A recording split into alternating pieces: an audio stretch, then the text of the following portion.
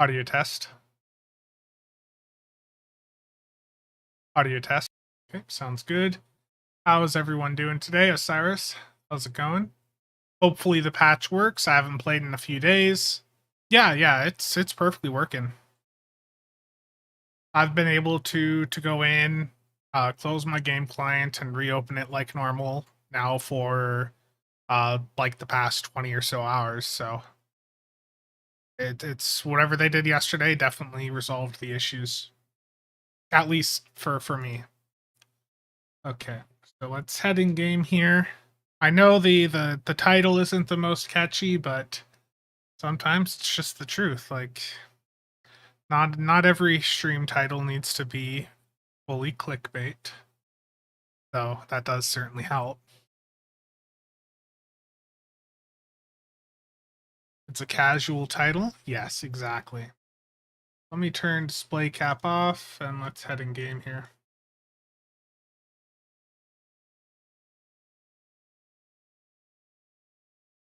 Voyager, Jared, Moment, Alternative, Albert, how's it going?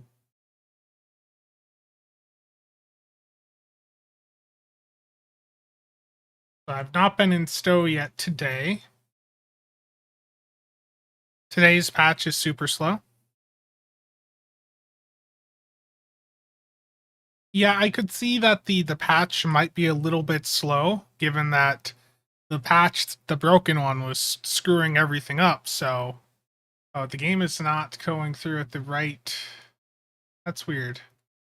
What is going on there? Maybe that's the issue I was seeing. Is it's not actually doing the correct resolution. Why? There we go. Yeah, so that is why the UI looked odd to me. Is because it was only doing 1440p. There we go. DLX at 1.1 mil. I made the price go up on the Mr. Voops pistols, Mr. Vups, whatever you want to call them. Let's take a look here. So the ground weapon that I was using in the video I did yesterday or whatever, the Mr. Vup pistol. Yeah, I mean they're still 7 mil. I think that's still affordable, but these pistols are definitely quite fun to use. The compensation isn't even available until Wednesday.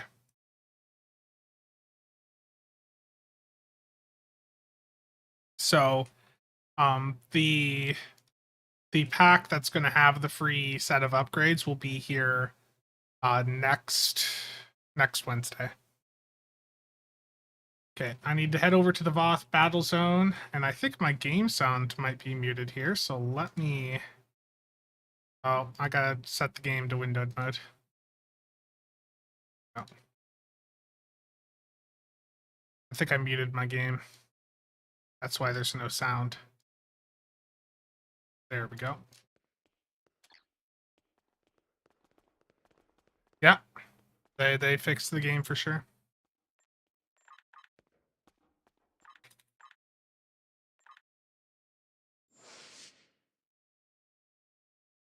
Yeah, the April Fool's sounds are certainly unique. We'll give them that. Okay, I need to go get my Voth daily done here, so I'm going to go through and do that real quick.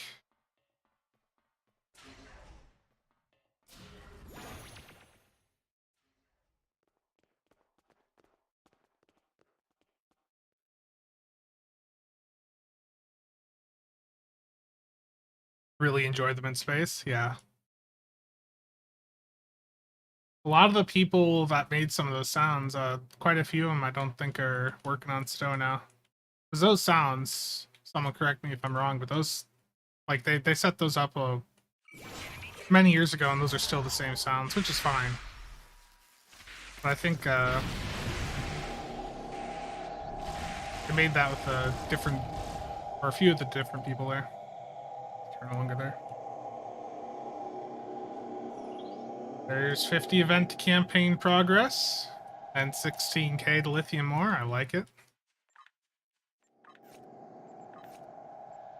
I do need to kill some more Voth apparently, so I'm gonna run around and do that real quick.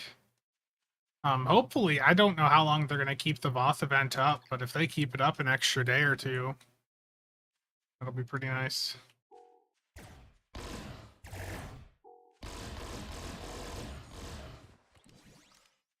Steven, how's it going? Alan, how's it going?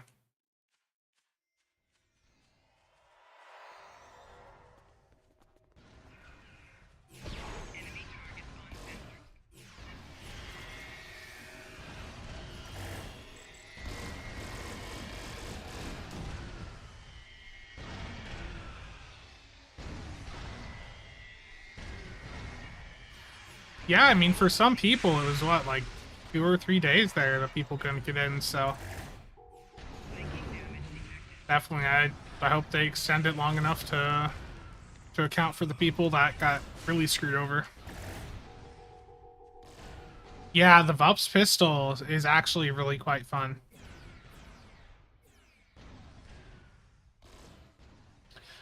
It is the Mr. Vups pistol. It is from the current lockbox. The cheapest one of these on the exchange right now is 7 million, which means that after I just said that, the price is probably going to go up a little bit. So even under like 10 mil, you know, it's a really fun pistol to have. Good time zone, everyone. So yeah, it's a fun little pistol, and it does phaser damage. It's like a little phaser Tommy gun almost, except it's a pistol. You go victimize some dinosaurs. I think alternative, it's because they don't want to, after all the issues with this last patch, they don't want to put out another patch until they've made sure that the issues don't reappear, probably. So I think they're taking their extra time there before putting out an update that would add that into the C-store for us. Let me see if I missed any comments. Almost 3 a.m. here, waiting for the reset so I can get my event deal. 3 mil for the weapon box. Yeah, it's a really good weapon. That is a really loud round effect there. Okay, I need to get physical damage, and the best way that I know of to do physical damage is the Tommy gun. And the way that I usually go through and get physical damage is I will go into Operation Wolf, and I will let them group up, and then I'll do the secondary firing mode on the Tommy gun, and it will just obliterate the entire group.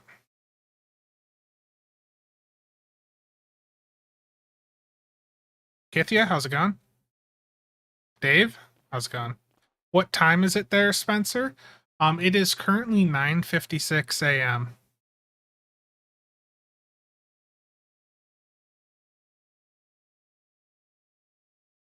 Don't worry, I did not just wake up. I woke up at, I think, around 3 a.m.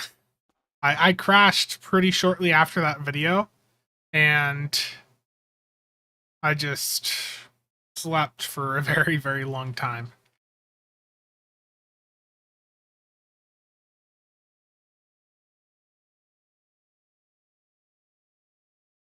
I haven't, to be honest, I haven't even looked at the Voth exosuit. I haven't used it a single time. I saw people talking about it, like it not like it being fun to use, but like not the best damage wise, and I just like I don't really care. Yeah. Well, got stuff going on with the family this weekend, so it's good to be on a more normal sleep schedule. So we got a supervised visit here for the niece and her dad in 3 hours.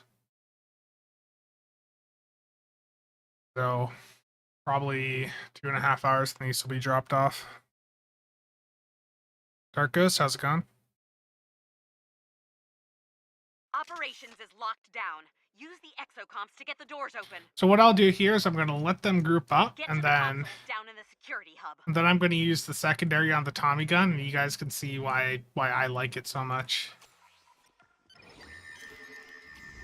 Let them group up a bit more. I want them all grouped up so you guys can see just how potent the AoE is.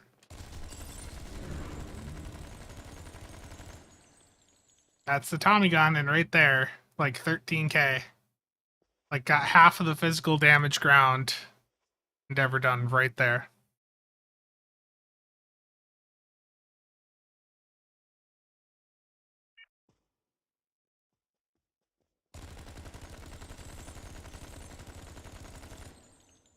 Yeah, it's just a really good AoE. And then here's the Mr. Vups pistol. It's somewhat like that with its secondary, but it can't hit as many targets. The Tommy gun can hit up to 15 targets at a time. The Mr. Vups pistol can only hit up to 5 at a time, but it does a lot of damage to what it does hit. Like you see right there. And the Tommy gun secondary again.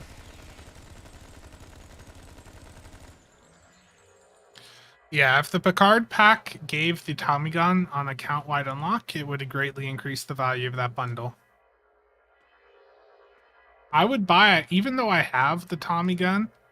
Like, I don't know. I have thought about the Captain Picard bundle before for the Mirror Dorn on account-wide unlock. Just because I like that ship and the two-piece it has with the Husnock.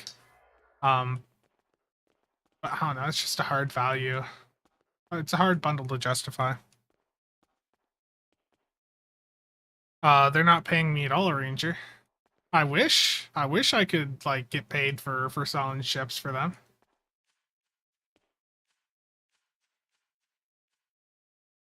Tommy gun is amazing. Yeah, it's really fun.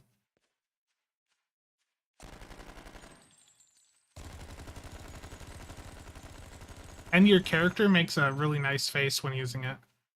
Like it's got a really fun like visual for your character. So let me show that. Okay, let me fire it again.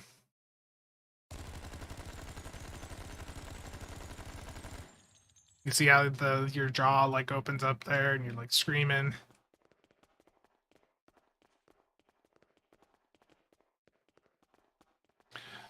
Ranger, I have not. I don't exactly have like a direct line to the devs there.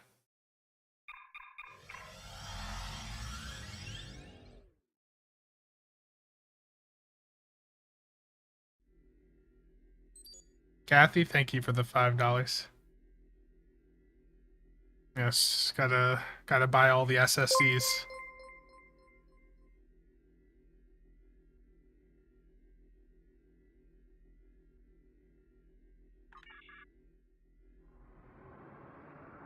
Repair hole in space. Spencer Trek Online. Yeah, I don't think right now would be a good time to approach Cryptic about any issues like that. Given the past couple of days, I think you'd be wise to give them a bit of breathing room to go through and just reset their focus because you know they probably were in a bit of a panic there with those issues.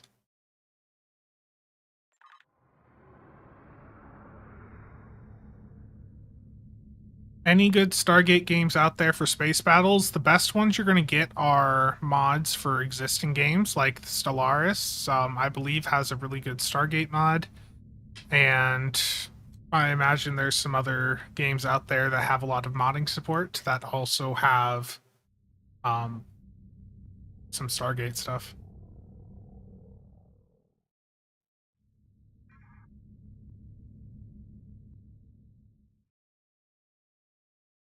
Yeah, and no problem about that. Like that Mr. Vups pistol too.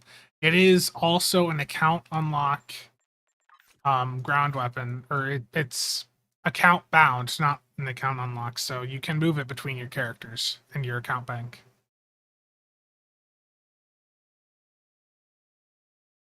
Yeah, yeah. You know, Speaking of gambling, I wonder what would be. Here's a serious question for people: what is more effective? And let me turn NVIDIA broadcast off here. No, the Mr. Vups pistol is a lockbox originating weapon. It's not Lobby. Yeah, the room's a bit of a mess. What is more effective? Like what is going to net you a better return? Promo packs or scratch it? You know, the little scratch ticket things.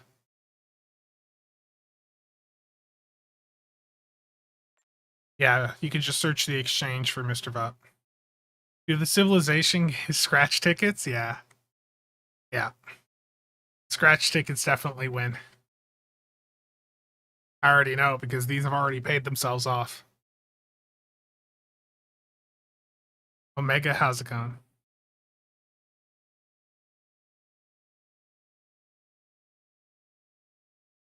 I'm thinking just for the stream here, I'm going to buy 4 promo packs and I'm going to rip them open because I have a character that is like right at the pity point. We're going to see, do I get lucky with the $8 worth of promo packs here?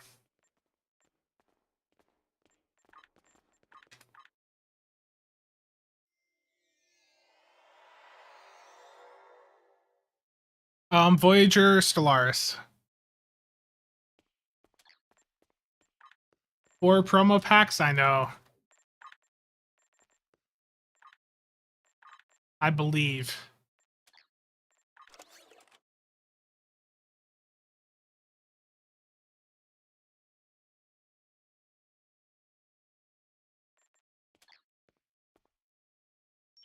I have failed.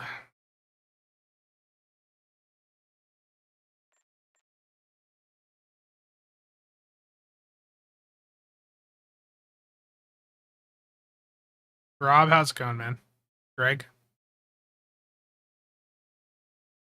Big spender, just do it again. I'm not gonna burn a bunch of I'm not gonna burn that much on the promo packs. Most of the promo ships are just really underwhelming nowadays. Like, if I'm being honest, like, um, a lot of the promos just don't really hold up that well anymore.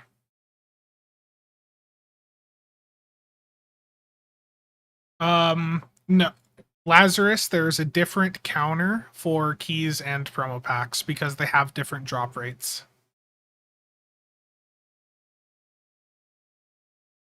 Cheval, yeah, the Cheval was good, but it's extremely niche. The Hydra overall promo ships, pretty much. And I haven't talked about the Legendary Mogai yet, but the Legendary Mogai, I think Brett's talked about this, but I do think it's a pretty nice V-Store alternative to the Temporal Talus.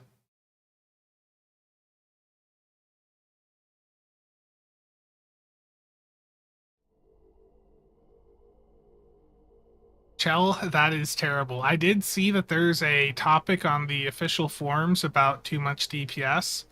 I didn't read through it all because there's a lot of stuff in there, but it looked like I could probably make a video talking about why DPS players go into normal and advanced content. That's what I got out of that thread. I'm like, I could do a discussion piece there.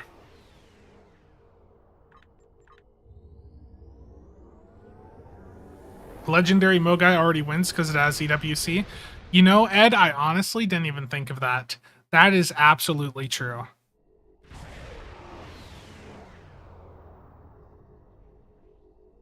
How many cannon ships you think are left to include in the game? I don't know.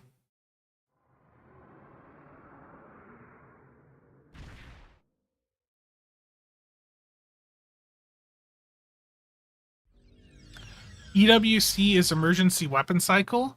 If you're a brand new player, it's a really, really popular trait to have for energy weapon builds. So when you hit emergency powered weapons, it will reduce the power cost of your weapons firing, and it will make your weapons fire faster.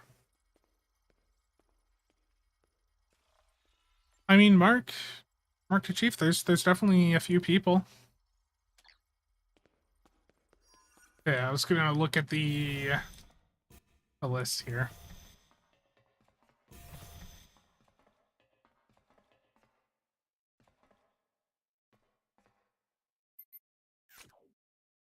Where is it?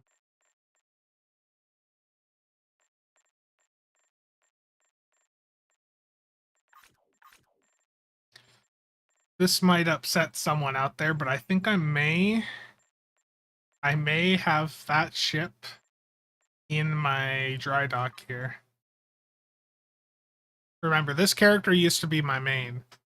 It hasn't really for like the last year or so. Yeah, I've got a temporal to list just sitting in my dry dock on this character. That's gonna make someone unhappy. Um,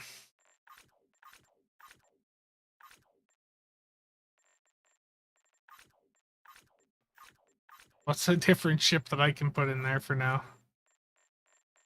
Uh, you know what? Screw it. There we go. Let's just get them ship slots and activate that. There we go.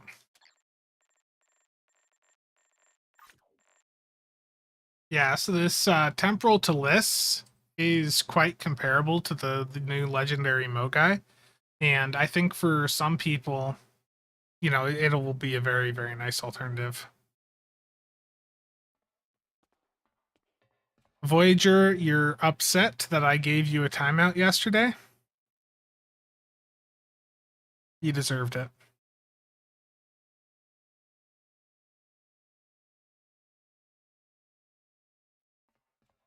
Could I show you my Trailblazer build?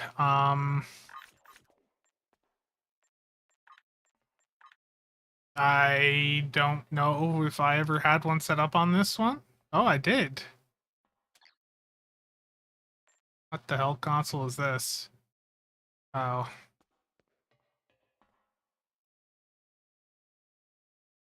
Jerome, how's it going?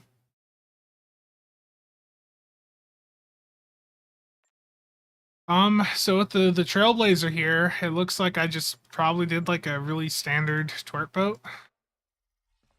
Yeah, like a side tort setup. All good, Jerome. I want the Tal Shiar Depth Destroyer. Yeah, I think the Tal Shiar ships always looked really good. Um, there was some missed opportunity, I feel, with them.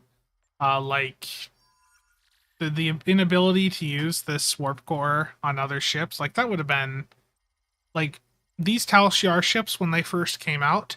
They launched alongside the update that introduced warp cores and singularity cores into the game, and or I think just warp cores at the time. But this would have been a nice one to have used on other ships at the time.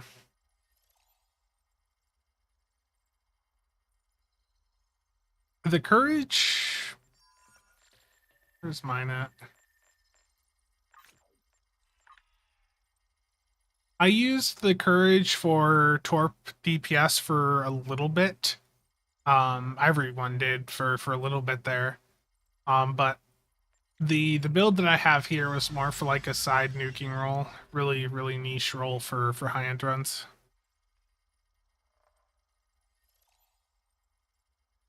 I Dick the Lord, I would say probably follow the STO better tier list there because EPG is one of the weakest, like or one of my weakest build types. I've never been a big fan of EPG builds personally. They just haven't really been my thing.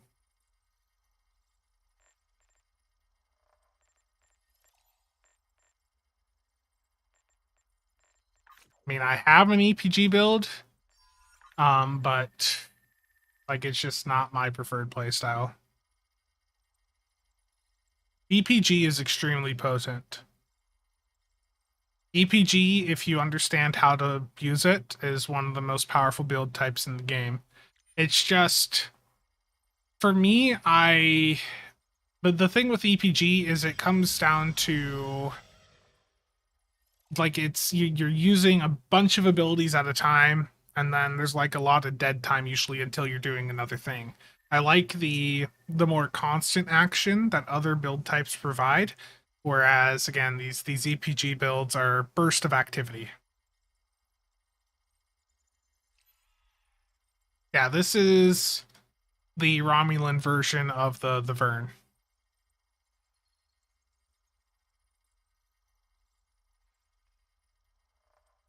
Yeah. Yeah, the legendary Mogai should still do very well in advanced.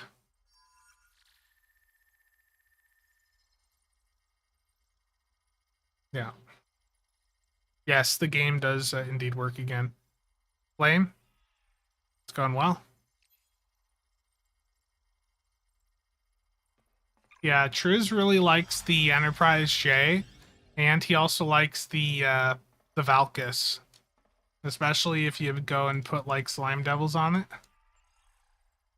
He gets very, very happy because the Valkys is a massive ship. Like, it is massive. Let me.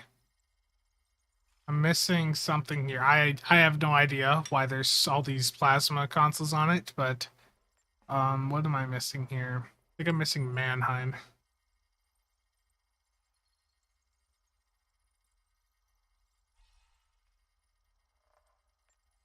The Valkys is pretty big.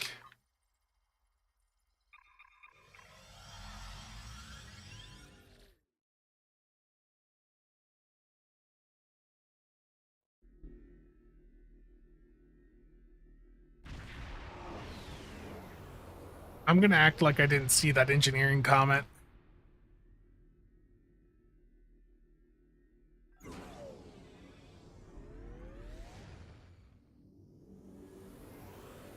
So if I'm gonna mess with Triz, this is the build I'll usually go and pull out.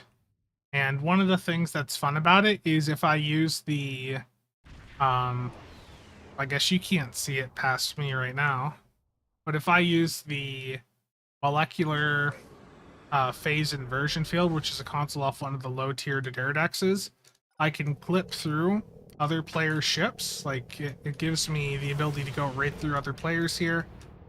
To bypass the hitbox, and then when I come out of this console, it will push them away. So doing that when Shriz has like a group of ships around him can be quite fun. And then, of course, the Mannheim effect from the Temporal Destroyer to give me multiple copies of the ship. Triz really, really loves it. It's very much Triz approved.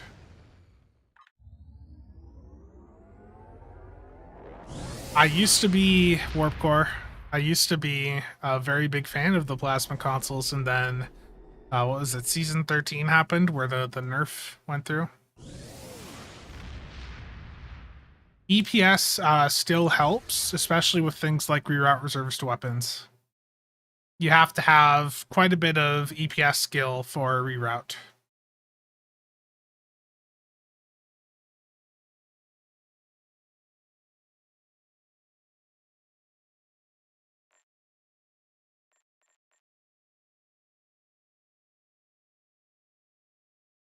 Yeah. Okay. So I need to go through and do a repair hole in space. So let's see here. It's only 25k. Let's do a battle of or not Corvez, a gateway to Grethor. What do we want to do here? We want to do an or advanced, elite. What difficulty of this are we wanting to do?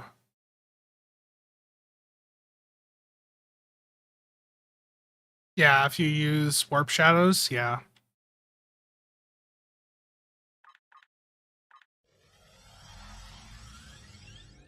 Well, an elite. Grethor Elite's really difficult. I don't know. I don't know if I can bring my my Hydra in there. I might have to bring something a bit more casual. Well, you know, it's been a while since I brought out the beam overload build.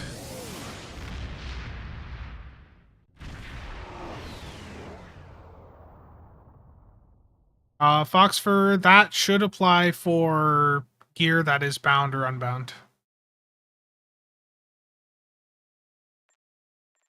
I'm going to bring out the ultimate beam overload build, which I set up on a stream last year and then promptly unlisted because I went into a solo infected and died a ton and was quite frustrated. So I was just like, that never happened. Let's not talk about that ever again.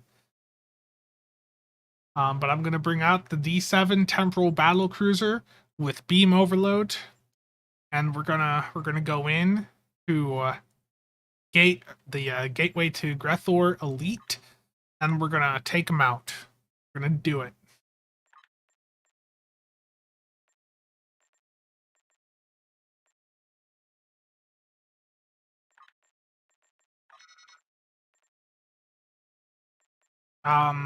Let's see here. I need a little bit of healing though, so what I'm gonna do is I'm gonna drop one of these Borgdoffs for the shield distribution officer that gives me a heal with attack pattern beta. So in this case, I'm going to drop the 24 just because. Actually, I'll drop the 26. Okay. I'm going to do public queue because, but let's be honest, who the hell is queuing for this thing on Elite? If you want in, join the public queue, gateway to Grethor Elite. I believe, team. I believe in all of our capability. I believe that we can do this.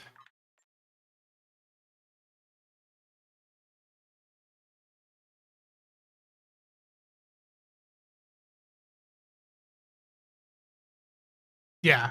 Yeah, Foxford. I think that video covers like if you have stuff at like a high mark.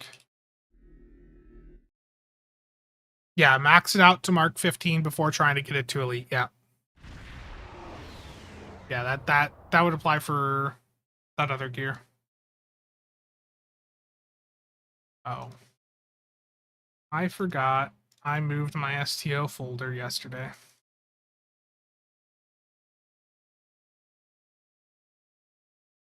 Slinus, how's it going?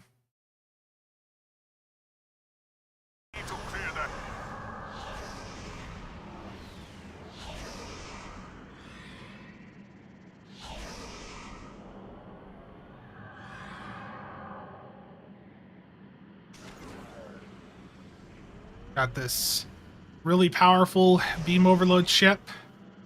It's gonna be good. I'm gonna go right. And I look forward to like just dying right away.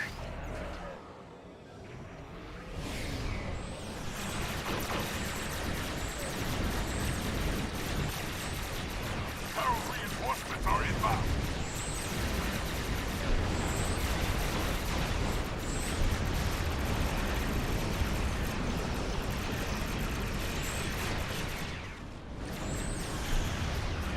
The shipyard is secure.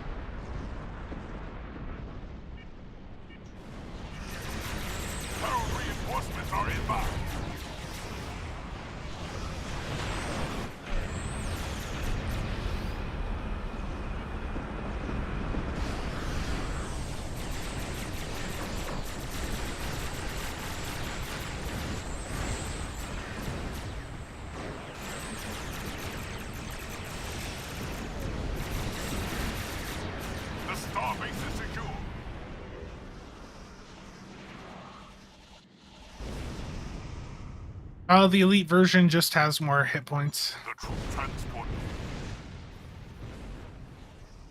We need to split up, so a couple of you stay on the left side. A couple of us go. Okay. I'll stick left. Ranger, you go right. We can't all stay grouped up here or we'll fail. We have to split up. The troop transports from the starbase are moving toward the planet.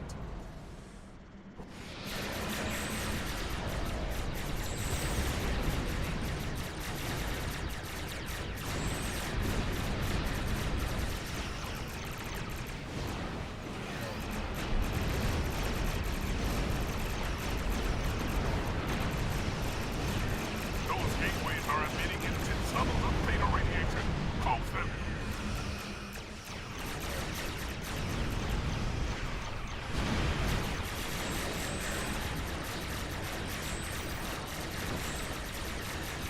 The troop transports from the starbase are moving toward the planet.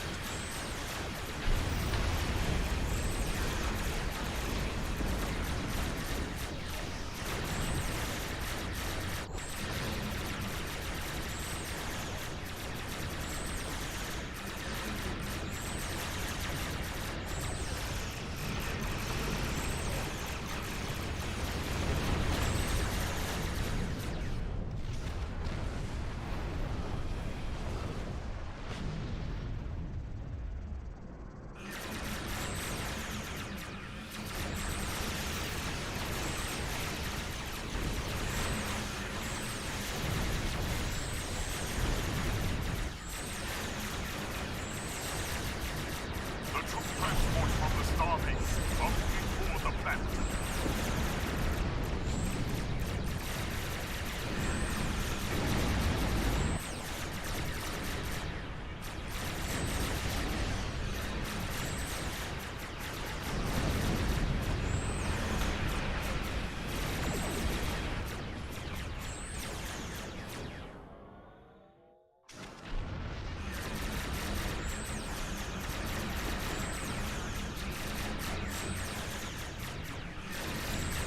Gravtorp gotcha? Yeah, it does that.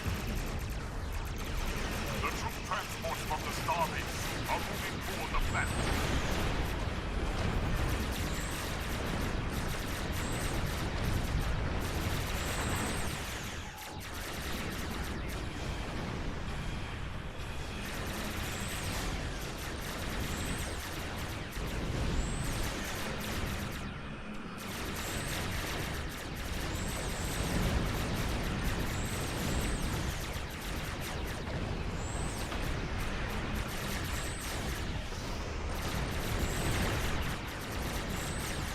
I'll catch up on chat after this. This is a very intense fight, as you can see.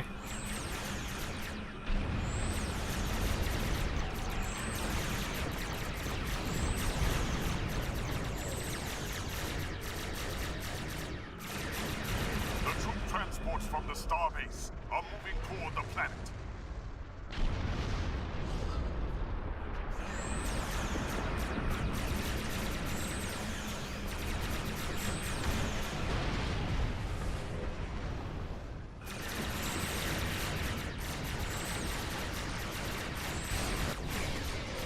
The troop transports from the starbase are moving toward the planet.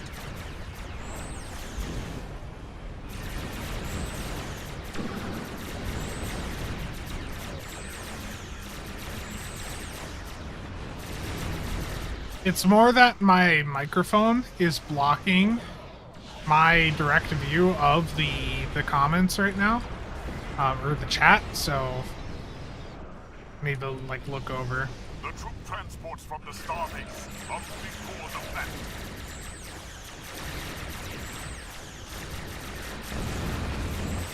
It's not like this is hard. Like this really isn't that difficult if you have like a proper build. It's just you do want to make sure you're close enough to close all the gates in time and things like that. So the elite version of this does have a fail condition. So if we don't get another 5 of the shuttles in or whatever, the transports, in the next 90 seconds, we'll fail.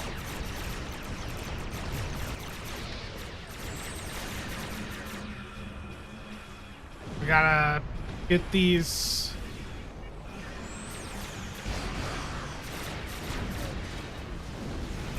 Well, I mean, we've got it. Like, we're at 24 out of 25. It's just a matter of being quick to close the radiation ones.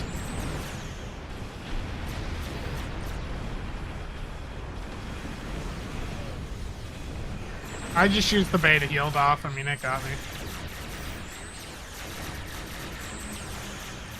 The troop transports from the starbase are moving toward the planet.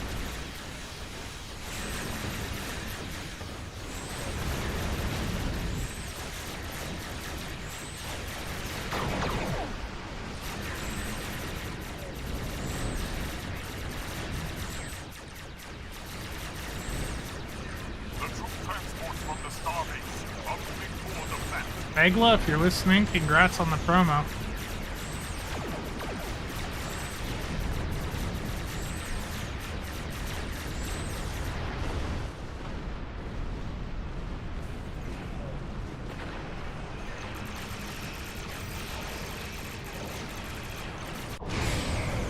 This is as hard as content gets in this game.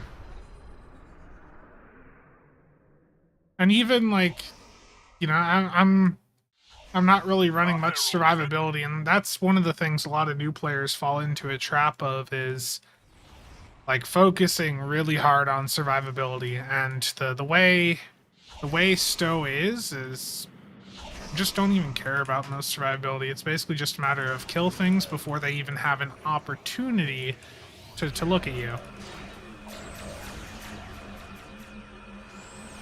Alpine. I mean, look at the boss on Elite just like dropped below half health in just a couple seconds there. Like, it's not hard, it's just time consuming.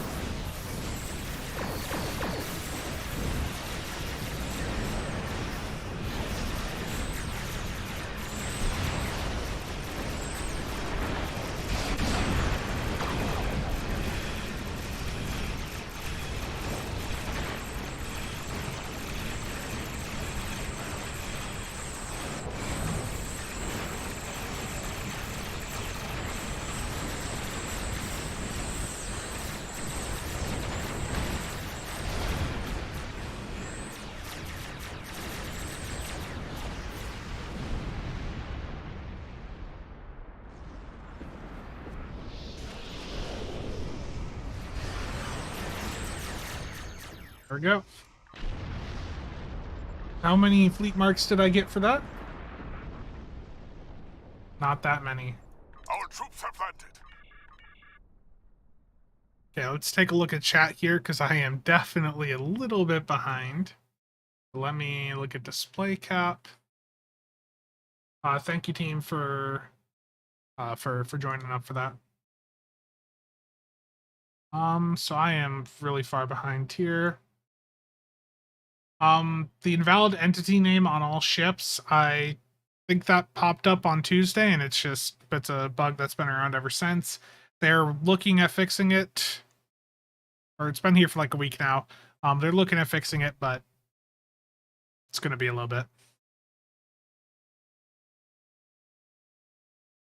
So intense that the enemy doesn't have time to fight back. Exactly. Master Dude, how's it going? He uses 80% of his brain power. Causal reversion to heal. I mean, I think I tried it way back. Just I'd rather run some of the low cooldown temporal abilities that work with unconventional systems to reduce the cooldown of my universal consoles. Yes, the likes are always appreciated. Thank you, Ryan. The Confederation of Planets, that's pretty much Stowe in a nutshell. That beta healed off is unfortunately locked to the Delta operations pack, so it's a $150 pack. Rob?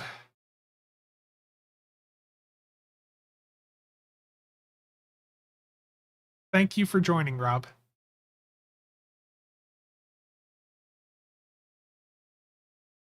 Megla? Very nice, man. Dave, thank you again. Is doing the story on Elite difficult? It can be, and it really depends on your build and your skill level. But even like for like experienced players, like some of the missions just aren't worth doing on Elite. Like if you get to this new Terran arc, I did it on Elite as a bit of a meme and like a bit of a joke stream, and it was absolutely miserable because you're stuck in some of these newer missions playing as uh, these characters that Cryptic has designed and not your character. So you're stuck dealing with these really limited builds that they have put on there that are severely underpowered, and it just drags the content out. Like it was really not fun to do. Um, Really, I would say to just do most of the story content on normal, because there's not really any. The only rewards that you get out of doing it on elite is a little bit of extra XP, which really isn't going to be worth it for the time spent, and just your own personal satisfaction of knowing you beat that on elite. Like that's literally all you get for doing story stuff on elite. Should I get a DPRM console pack or um I don't even know what the DPRM console packs are at now. I think Terran Goodbye is really good because the ship is also, really good. I mean, Ruin's also obviously nice, but Terran Goodbye, is a really good trait. That's 15% crit chance for a lot of people. That's a really impactful trait. A DPRM console pack, if you feel like you want a really nice survivability clicky, that's also going to give you a nice damage boost. That's where the DPRM comes in. Yeah, I know, Ryan. The DPS crowd defined game development for many years. Yeah. Well, it's more of Cryptic realized that that's what they could monetize. Like people will pay to be able to kill the enemies faster. And I think that's just true across most games out there. Ranger, yeah, you did fine. Yeah, the Kithia, there's definitely you meet a lot of people who can get very stubborn when you because they're coming in after watching the shows and movies and they're seeing that shields matter, and if you tell someone brand new to the game that shield power literally does not matter, they're going to get annoyed and they're gonna think you're trolling them, or they're just not going to want to believe it. But in this game, you turn your weapon power to maximum, you focus on killing things, and so you are able to play the game much more effectively than anything else. That's just unfortunately because of how Cryptic has developed it.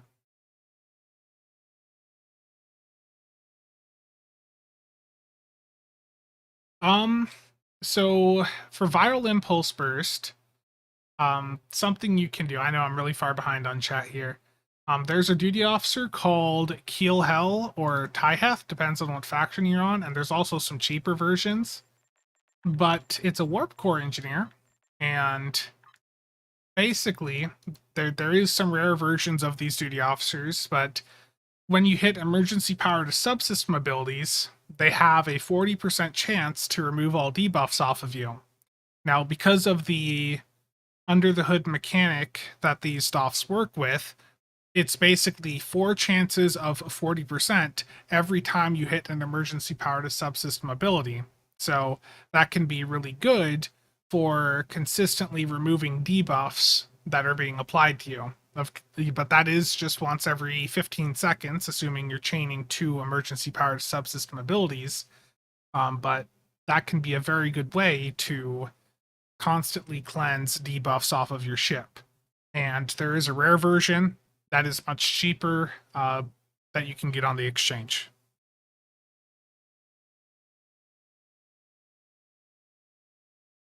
What is the max DPS? Well, the Temporal Light Cruiser is set up so you could do it as a torp boat. I think I actually tried one of those out last year, or no, it was 2021. I actually tried out a Temporal Light Cruiser on casual in a supported run, and I got like 1.7 mil on it. So if you set up a temporal light cruiser for like meta torp stuff and you get in with a supported team, like it can do well in that environment. But if you're just doing more casual play, not like meta torp stuff, it's of course going to be a little bit more limited. The Sharpful, the Legendary Jem'Hadar Captain Bundle is pretty good on sale. Yeah. It has a lot of firing extension traits on it, so I definitely think it's worth it. Oh boy, I am really far behind, aren't I? Sense of pride and accomplishment. Ed, I really don't know off the top of my head where the diminishing returns start for debuffs. I think Still Better might have a right up there, and I think Chell's in chat. He might have or Chell does have like a thing for debuffs here, and I don't have it right in front of me right this second. But Chell, I think, does have a graph for the debuffs. Voltic, how's it going?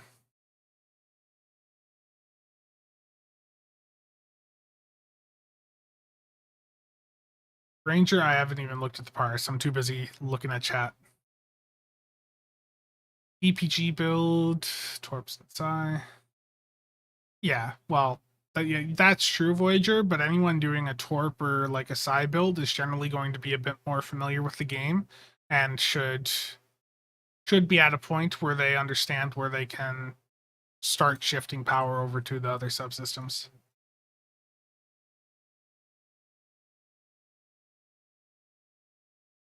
Yeah, that is one of the big things, Corey, is people need to understand that this game is not a Star Trek simulator. You're going to go into combats, and the only way to complete the content is to kill your enemy. It is not a Star Trek situation.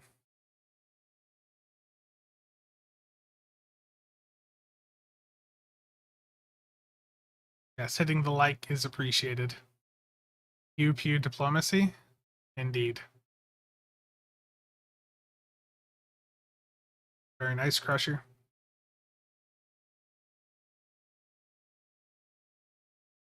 Voyager depends on the playstyle, and really it boils down to what content you're playing, because if you're talking ISA or ISE, the DPS numbers are different depending on the difficulty, and your team composition, that massively impacts things too. Like if you just go in a channel run and there's other people running like torps, that can screw you over.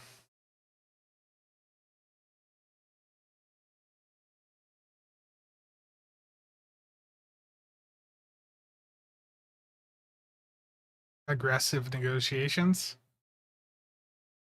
What DOF did I use to do the shield repair in space? I didn't do shield repair, it was hull repair. And the DOF that I used was Agent Nerul. So Agent Nerul is the Fed one, and the KDF one is named Agent Ayal. And this duty officer is a unique unlock from the Delta Operations expansion pack. So once you have that pack, you have it on account-wide unlock.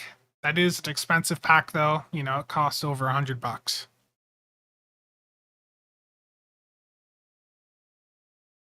Yeah, it wouldn't be much of an MMO if all you did was talk to the enemy. Yeah.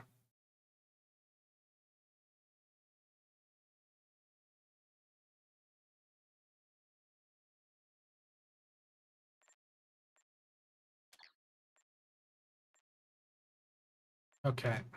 I'm going to get out of this lovely beam overload build and move to something that does damage.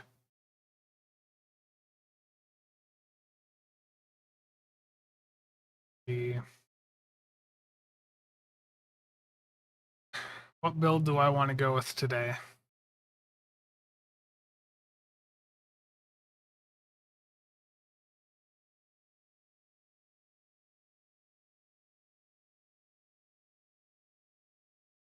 I'm seeing some very terrible comments in chat here. I disapprove.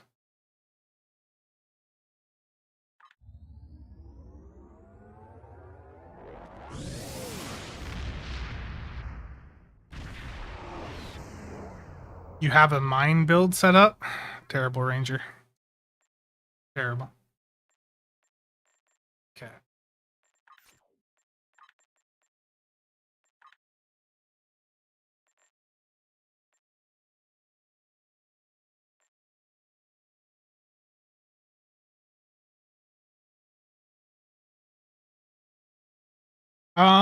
Big Papa Tart, the D7 Temporal Battle Cruisers, in my opinion, one of the best beam overload ships in the game. I've used one for quite some time as like a side nuker for like high-end HSE runs. I either use that or I'll use a Cheval that is set up as a side tort boat with no mines. The Cheval has a higher DPS potential, but the D7 with the beam overload is fairly consistent.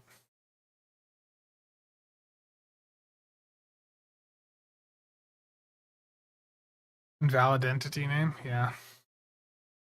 But yeah, the D7 Temporal is a really good ship for beam overload. I think I might have put the build up for it on the builds Discord too. Let me check real quick. I might have put that up a little bit ago. Let me see here. Beam.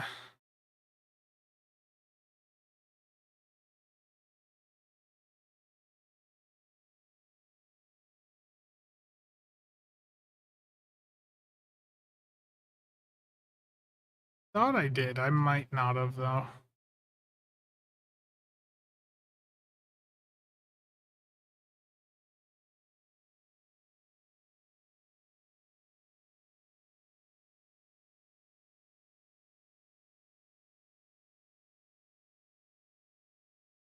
Greetings, invalid entity name.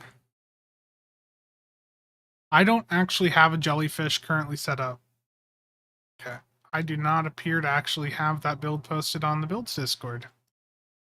I've had a few people asking about that. I'm gonna go republish that video real quick. Because I unlisted it because I was not happy with what happened on that stream. I went in and tried to do a solo and it just went terribly wrong. Let me just repost that.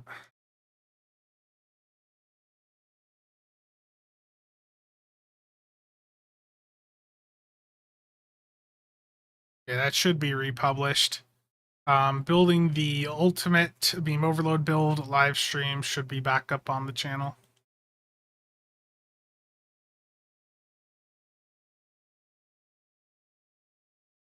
I'll drop that in chat here if anyone wants to take a look at it. Just ignore the part where I completely just screw up a solo at the end.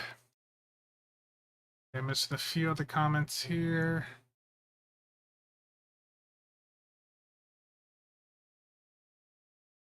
Wager, that is a terrible picture. Terrible. The Voth mech suit, Flame Dweller, I haven't messed with it yet. From what I understand, it's more of a fun thing. Is the Hydra console worth getting for a Dread Carrier? Yeah, the Hydra console does really well with a lot of pets. But I do have to just let you guys know that there is a potential that that console could end up being tuned down in the future. There are specific interactions with it that are causing it to massively overperform. So there's a chance it may not do as much damage as it's currently doing at some point in the future.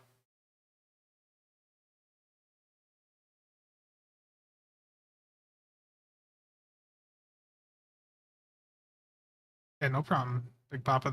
It's a really good ship.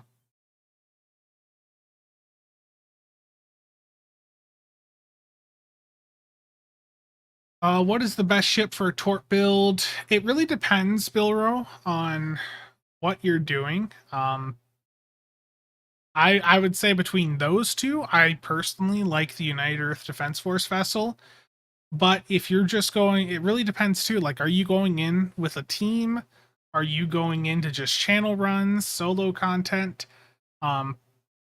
for like an all-around ship that's going to be good for a variety of situations, the Styx is also a really good option there. The Trailblazer and the Sea Sword is good. The Eagle is good. Yeah. A few videos on mission rewards builds. Maybe at some point in the future. But I have a lot of content that I really need to get caught up before I get around to any budget stuff.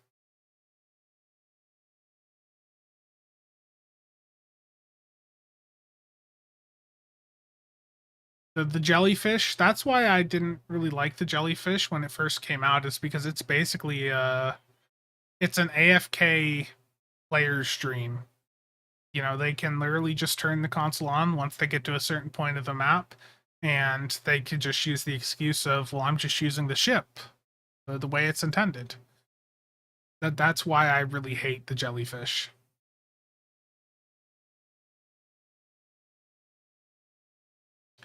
Solo, yeah, the solo, I would definitely take a look at the sticks then, because the sticks is what I ended up using to do my best solo runs with the torp boat in ISC, because the intel seating there really helps. And now with the recent CF change, you can actually use the Styx frigates on the Styx without them stealing your concentrate firepowers. Drop tricobalt mines on jellyfish. That is a good idea.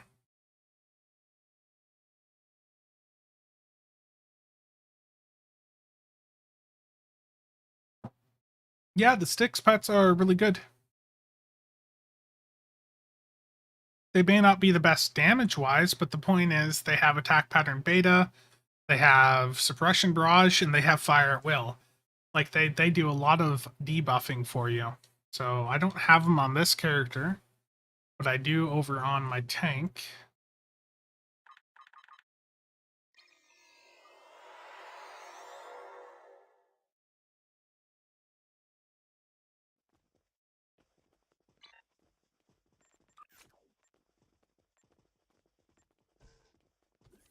So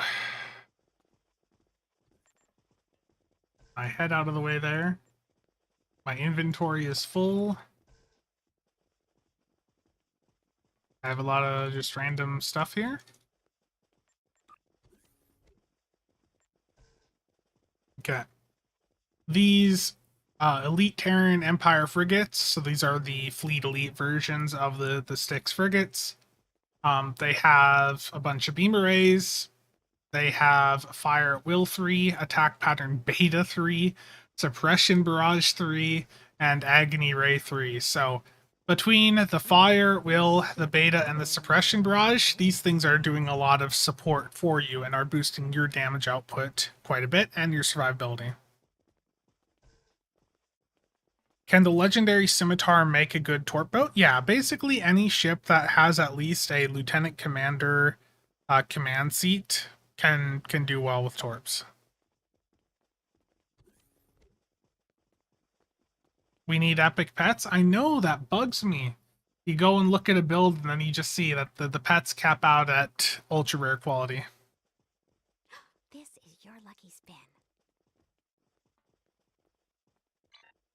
Okay, I'm going to swap characters again here. I need to check some of these, see if anything is sold.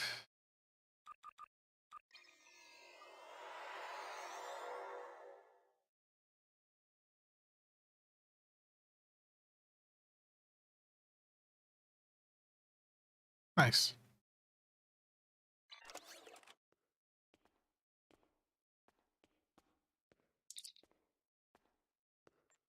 See, yes, Mr. Vup's pistol went up at all? No, they're even cheaper.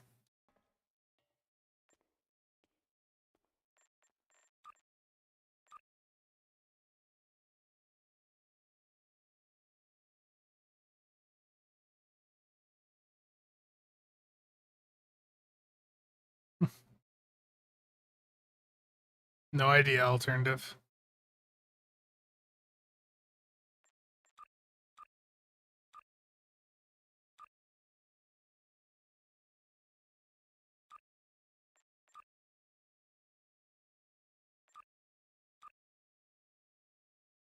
Yeah, there's a Section 31 Command Heavy Battle Cruiser up. I know that was talked about in chat earlier.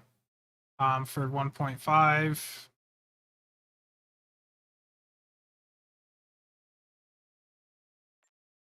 And I don't think there's a ton of other promos up. There's still some cheap freedoms from the Lobi drop they did. Same for the Anorax. I don't know why anyone would buy the Jem'Hadar Recon or Strike ships anymore. Not when there's a legendary version out there that's got the trait on account-wide unlock and is a better ship. Yeah, I'm sort of surprised that there's not more promos up. I mean, I know there's a Zentar here, but the Zentar was in the Lobi store at one point, so I don't really count that.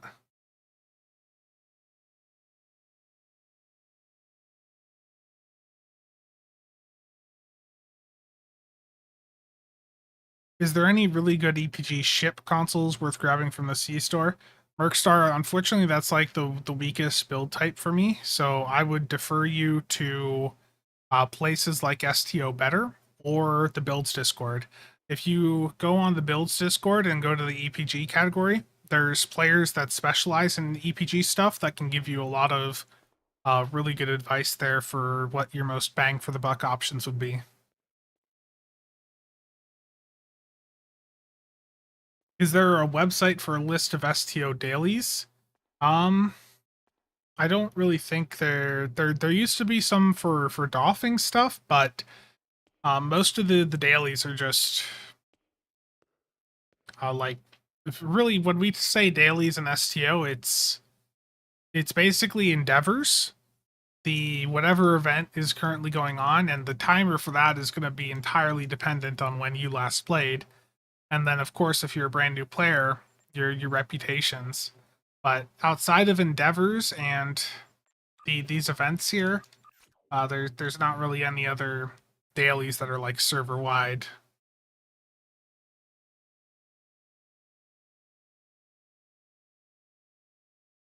Yeah, Lorca and Landry just really aren't that great. The Noble Miracle Worker Research Science Vessel. Let me pull that up on the wiki.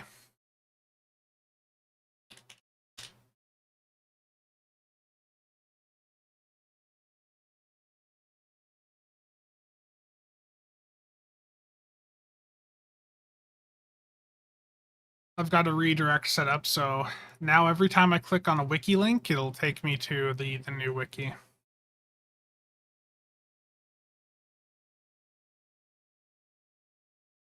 So it's Commander Miracle Worker plus Lieutenant Miracle Worker. Probably a bit more engineering than you would want on a science ship, to be honest.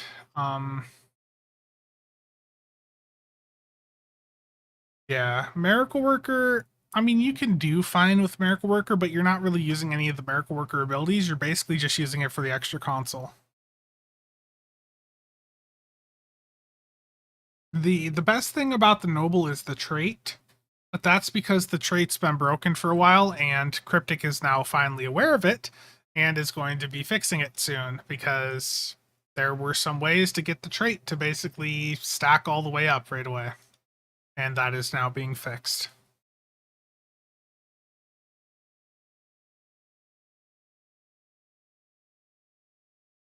Yeah, the D7 Miracle Worker with for 1.5, that's definitely like that's a solid deal for it. Yeah, exactly, Brett. Yeah. It's a bit busted, but from what I've heard, Brett, was it you or Game Freaks that like got them to like finally be aware of it? I think it was you, right? Oberth over the Nobel. I haven't even looked at the Oberth in a while.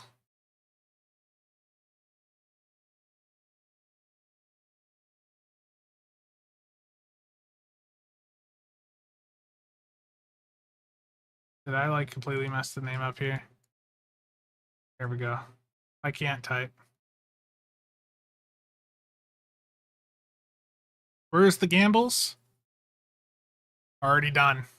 Oh, already done. Already done the real world gambling there, Turtle. I got more back than I got out of opening a couple promo packs in Stowe. That's for damn sure.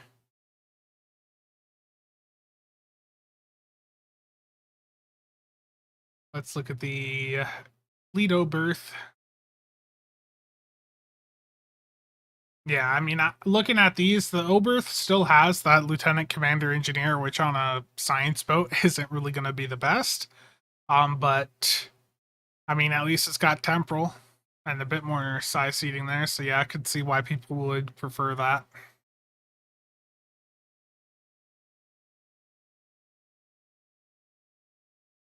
The noble trait is broken in a very good way, which is why it's going to be fixed and all that here in the near future. So don't go out and buy it hoping to abuse it. It's going to be fixed and it's not going to work like it currently does.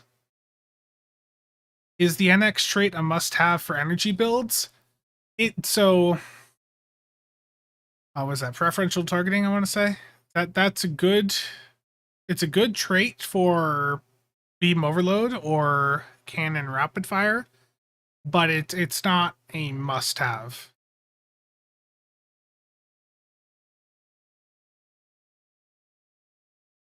So if you want to see like a tier list, also STO Better has a tier list for like starship traits for a variety of builds, and for preferential targeting here. I mean, if you're doing beam overload or cannon rapid fire, it's rated pretty highly, but that is a very expensive trait to obtain because it's either off of a low B ship or it's off of the legendary NX in the 10th anniversary bundle.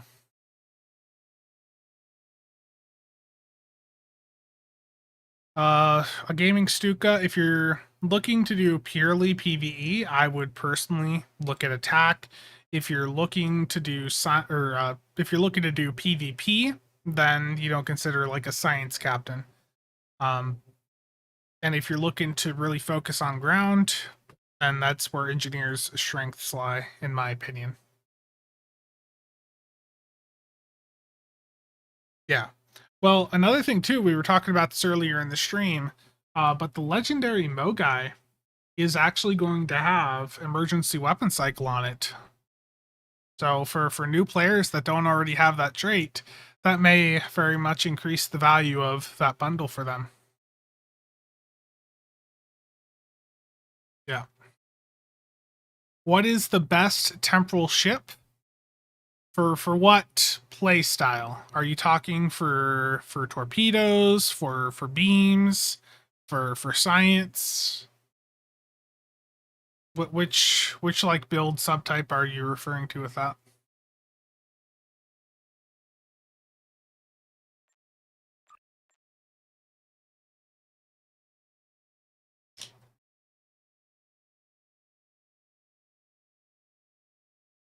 Just a second here.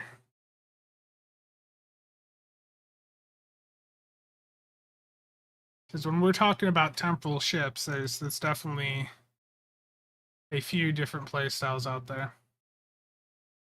What is this filter set to?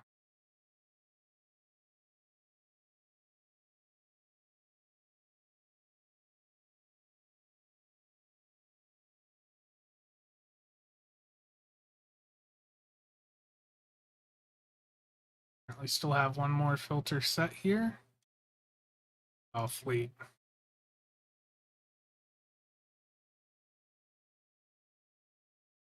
Any for beams?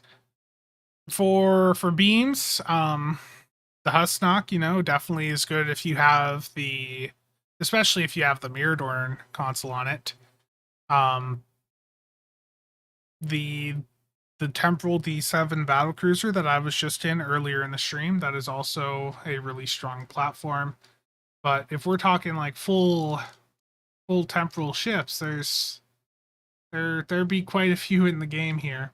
Now, this upcoming legendary Valdor would actually also be a really strong option also for like even like a beam overload build. I don't think it's necessarily going to beat out something like the D7 temporal, but that would be a good option for those of you wanting like a beam overload build. Is the Vern better than the Temporal multi-mission ship for a science build? Yeah, I would say so.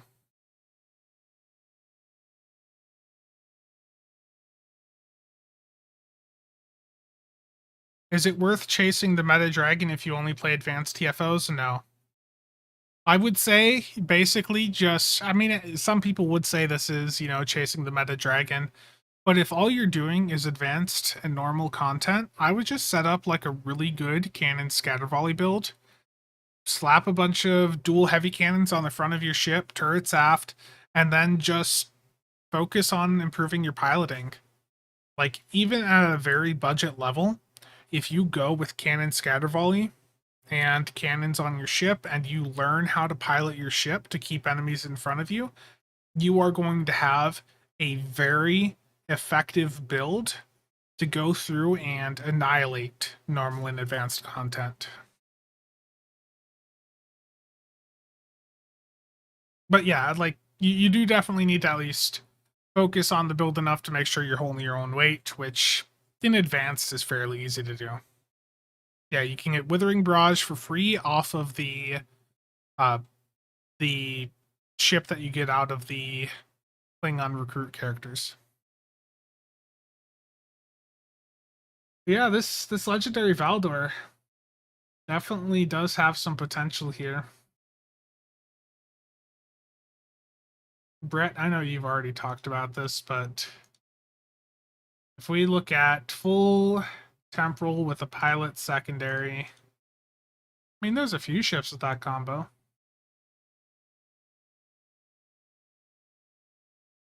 But yeah, I think for that play style, the legendary Valdor might be nice.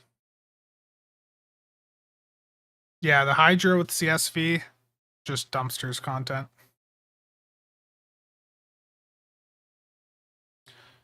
The World Racer, I have a full video review up on that, but I think it's a really good ship. It's just that it really leans more in towards elite content with the type of setups that you would want to put on the build if you're looking to take advantage uh, of the specializations that ship has. Like if you're looking for an energy weapon build or an energy weapon platform just to go in and do normal or advanced content, the Hydra is a fraction of the cost and is going to be more effective in that lower difficulty content.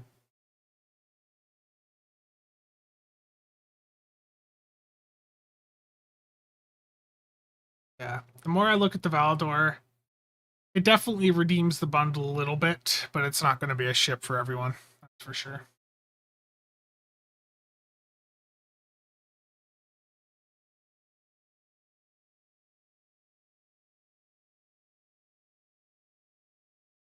Yeah, Martin, I saw they updated it. So the First Strike bundle next week will have promo packs in it rather than just normal DOF packs. Yeah, I saw that. The Hydra console might get like a performance reduction, but the ship itself should be perfectly fine. And for those of you that are not familiar with the Hydra and what it can do, let me give you an example.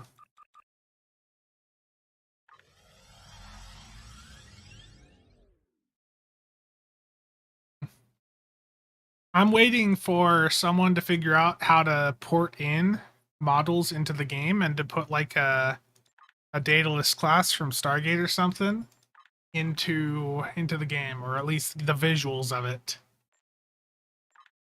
That when someone figures that out, that's gonna be, well, number one, Cryptic ain't gonna be happy, but that'll be really awesome to see, like a Daedalus class, going around messing things up.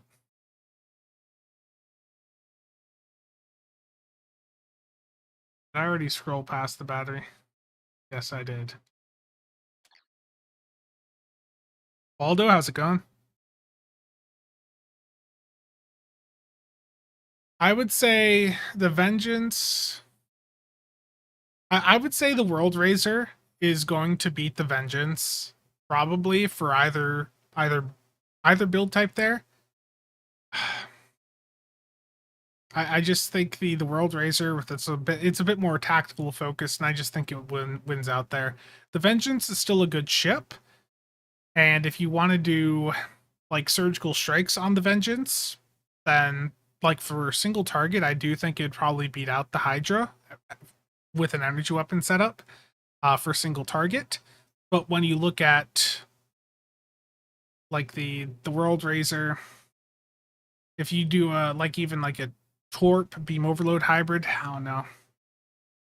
I just think all around the World Razor's a better ship.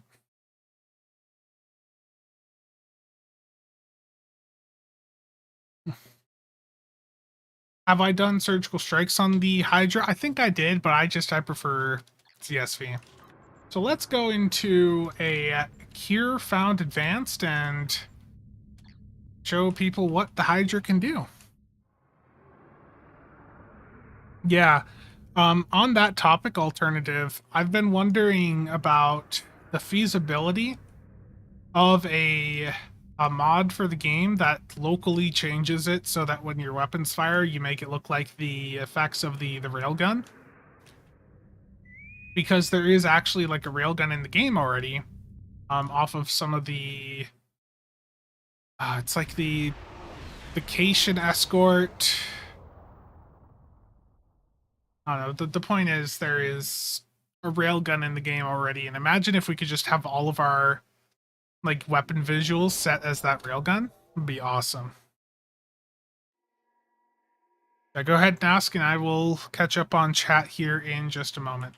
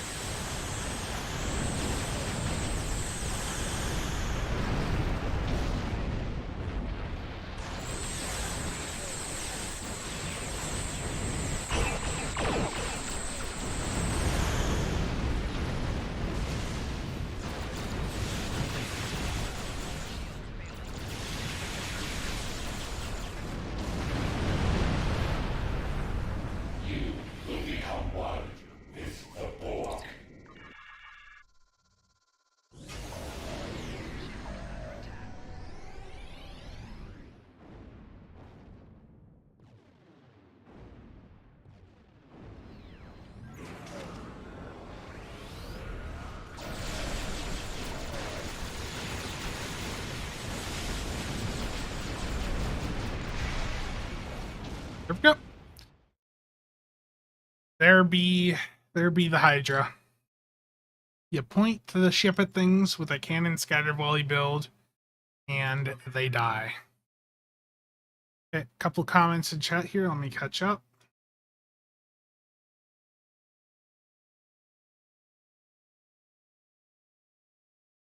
Merkstar, then at that point I would say take a look at um the builds Discord and ask, just go in the EPG discussion channel and ask in there for some recommendations for C store or budget EPG consoles. Better leveling ship, the Lexington or Styx. For leveling, here's one. Another, let me throw out another option to you, Robert. Have you looked at the any of the Jemadar ships that have the Vanguard wingman mechanic? Because if you're leveling up, those Jemadar wingmen will actually do quite a bit of damage. So that might be something to consider. But between those two, I personally prefer the sticks. So that would be my go-to there. Greg, thank you for the membership. Very much appreciated.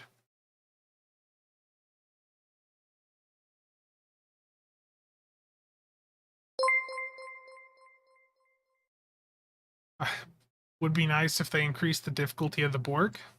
Yeah. Jose, how's it going?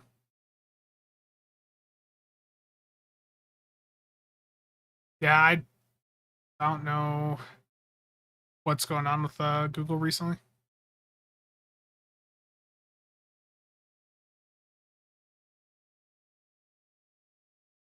See you around, Martin.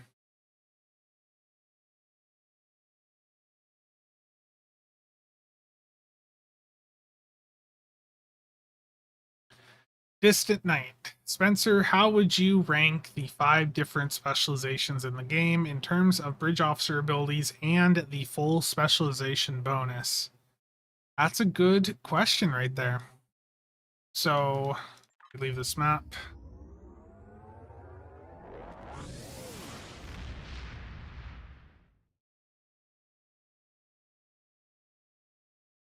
Thank you again, Greg.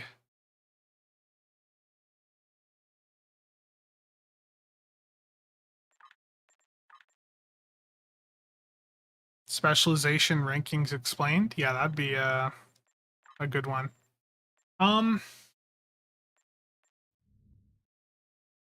Boy.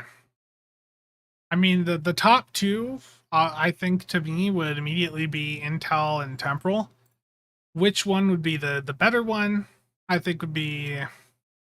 It's subjective. It's going to depend on your build, because Intel, that will give you at tier 3 flanking. A bunch of the Intel bridge officer abilities are actually useful. So I'd say Intel probably top for me personally, and because it gives you Intel team, which is a really nice boost that you can chain with your entire team. So I think Intel first, Temporal secondary, definitely Temporal secondary. Because both of these are even both good at ground and space. That's another thing too. After Temporal, Command really just doesn't, like, the specialization of Command just really doesn't do that much to me. But I know for some people that the boost morale clicky can be quite handy. But when it comes to the actual command bridge officer abilities, I guess it's still got more than what Miracle Worker has. I don't. It's these last three. I just don't know where I'd put Command versus Miracle Worker. Miracle Worker would probably be last, to be honest. I just really don't like Miracle Worker. Temporal secondary. For an energy weapon build, it's not doing that much for you. If you run Do Sai, at least you're getting the EPG skill out of it. But the Entropic Rider really isn't going to proc that much off of just energy weapons.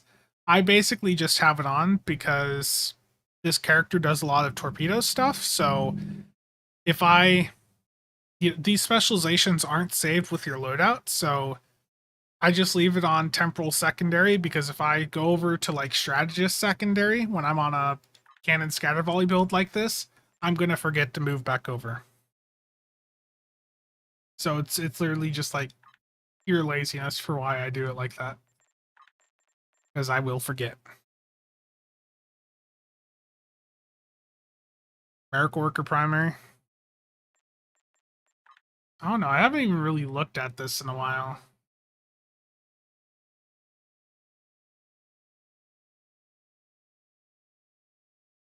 You're getting a little bit of extra hold capacity speed there off of the Miracle Worker thing.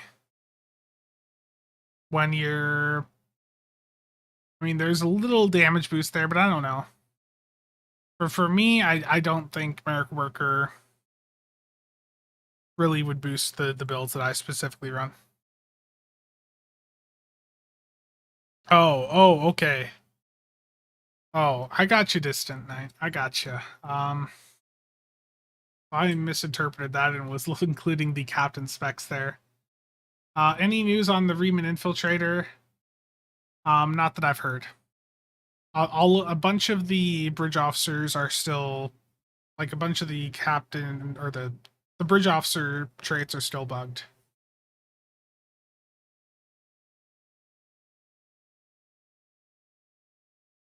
Okay, so I misinterpreted what you were saying, Distant Night. I'm sorry.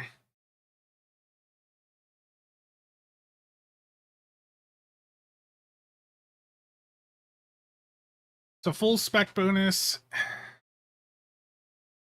Miracle Worker obviously has a lot of popularity for the extra console it has, but that is literally like all Miracle Worker has. Like, yeah, you've got narrow sensor bands and mixed armor synergy, but to me, to just I don't know. They're just a bit boring. So, I mean, I like command. I like ships having a command primary. Um, Temporal primary can also be nice on some builds. Intel is still too much of a pain. The full Intel clicky is still too much of a pain. I prefer Intel as like a secondary spec. Merrick Worker, unfortunately with Merrick Worker, it's basically you either have it as your primary or it may as well just not be on. I don't know. That's a good idea for a video.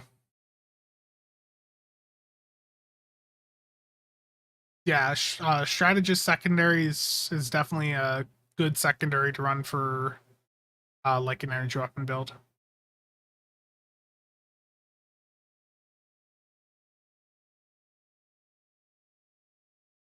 Pilot got its rework. I would say for me personally,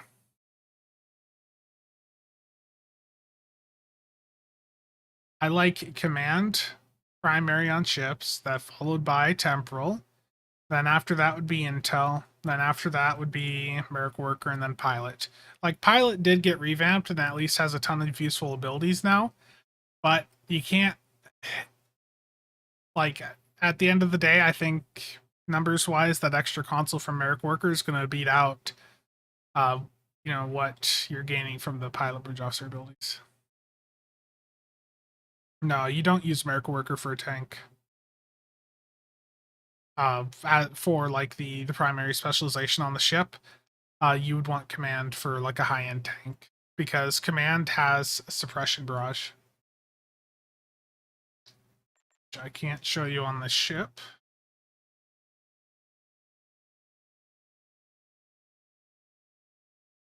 Yeah, if you're science, you're definitely going to lean towards temporal.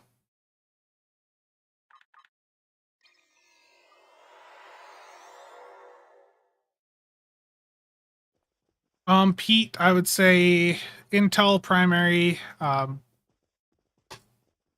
what secondary here? Strategist secondary.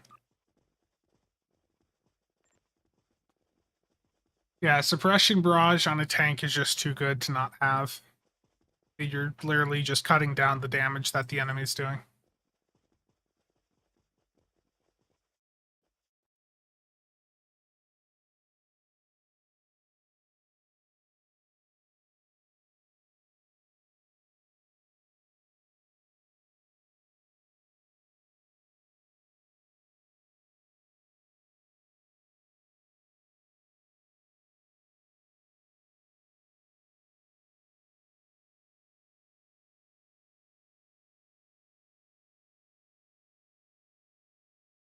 Yeah. Isn't I mean it might be, but I don't even use that on my tank. I just use Intel temporal on my tank. Yeah. Just shoot a couple more things here.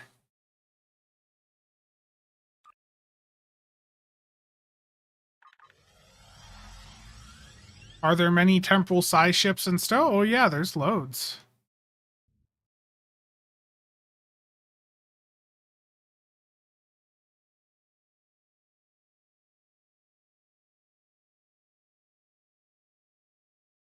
So if I set this filter to show me ships that have science or universal, yeah, there's quite a few full temporal size ships in the game.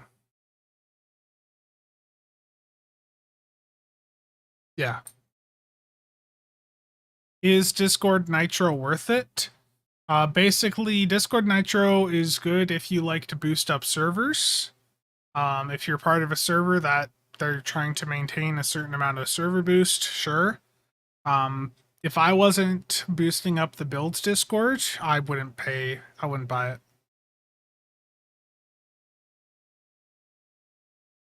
Yeah, the Vern and the Klingon and Romulan versions of it are all really good ships. And you can get those on account-wide unlock in the in one of the mods bundles that I can't remember the name of. What does server boost do? So like if I go to the builds Discord and I look up here, you see out the top left we have 15 boost. Am I unable to show what it does? But basically by having different levels on servers, you can unlock different perks like having custom URLs and things like that. If you Google it, there's entire write-ups for what the server boosting stuff does, but for most people, I don't think Nitro's worth it. You're given Discord like $100 a month to like do things that really aren't going to be useful to most people. It's really a matter of, do you want to support Discord?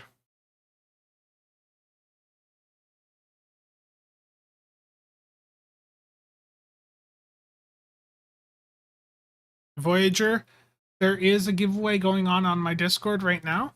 I know that's not the answer you were hoping for, but there is a giveaway going on for a T6 coupon, and there's another 2 weeks left on that giveaway.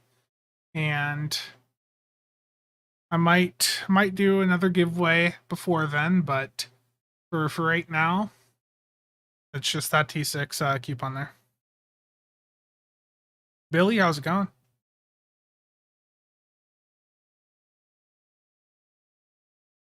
Yeah, it's let's ignore the name that you see here. I don't know what that's about. Got the Billy Mays profile picture. That's a fake news profile right there. Okay. Gotta do an infected, right?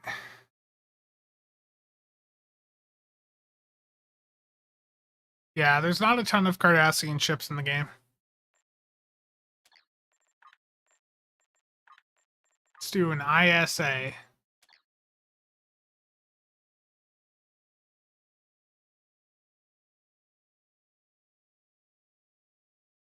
I really liked the Galore and the Keldon, but they're so expensive to get.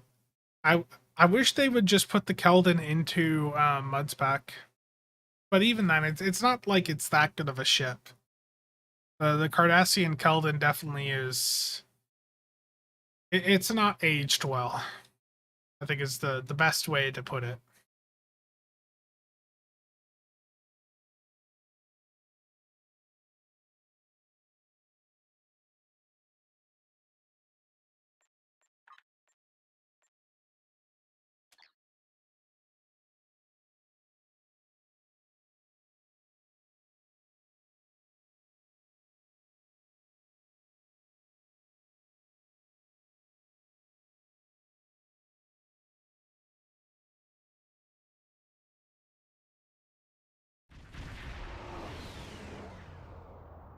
Oh, I see another Hydra. The situation is grim. Then begin by destroying. It's not turtle. Like it. There's only 2 invalid entity names in here.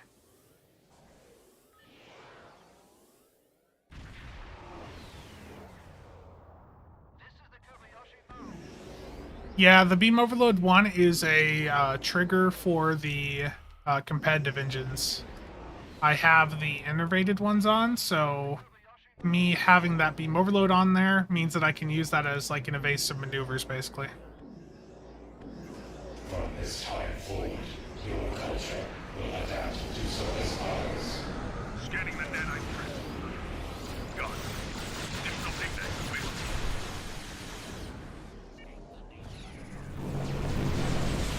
The nanite probes will repair the transport. Stop them. Oh.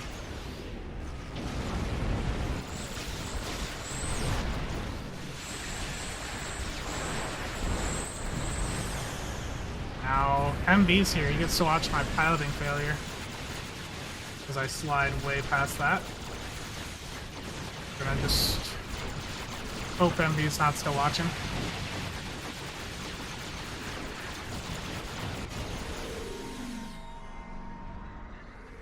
MB, I hope you weren't watching to watch how terrible that was. I'm sorry if you did have to witness such terrible Sensors piloting. confirm that the transwarp conduit has been destroyed. However, our scans of the starbase...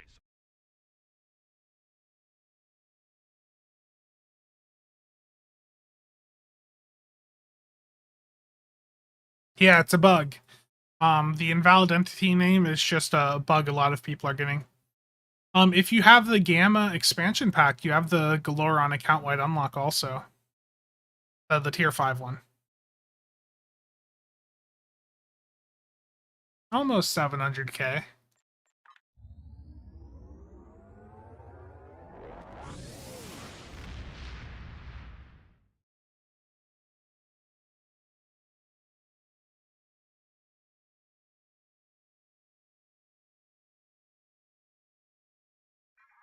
I don't know.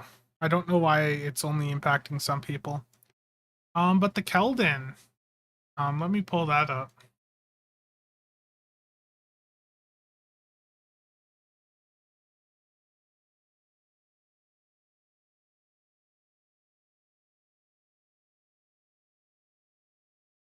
This is a ship that came out a very long time ago now, like 6.5 years ago.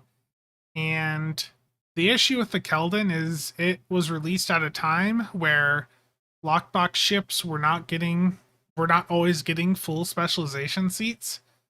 And my head is completely covering it, I think. There we go.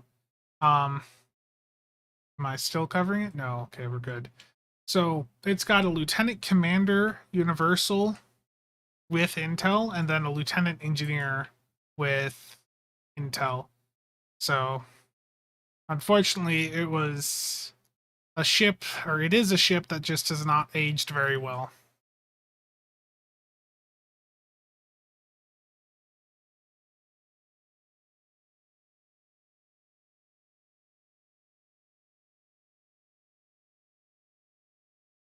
But yeah, I wish this ship was better.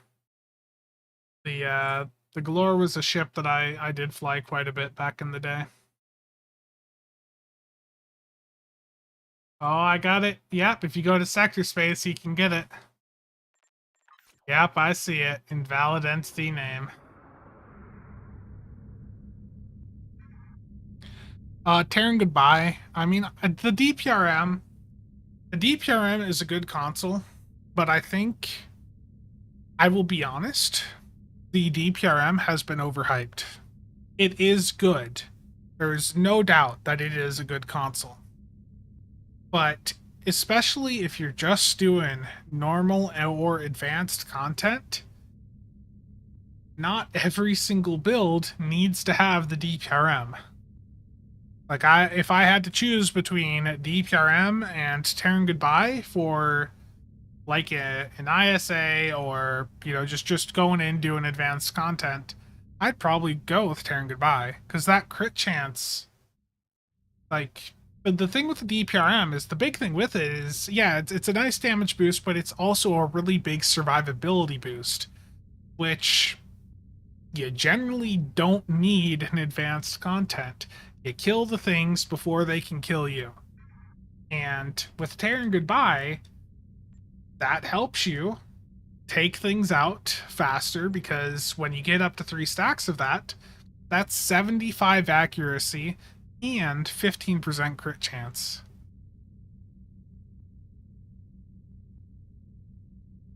So, yeah, definitely Terran Goodbye is what I'd vote for.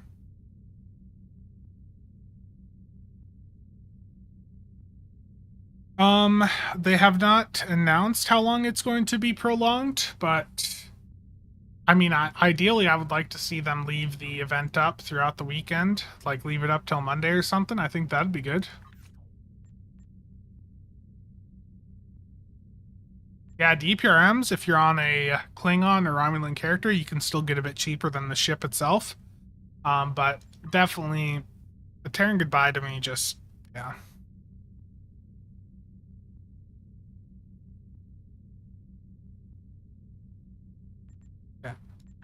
And I haven't even done my red alert yet. I completely forgot about it. So let's go through and do a red alert, which is an extremely challenging piece of content. Let's do a Tholian one.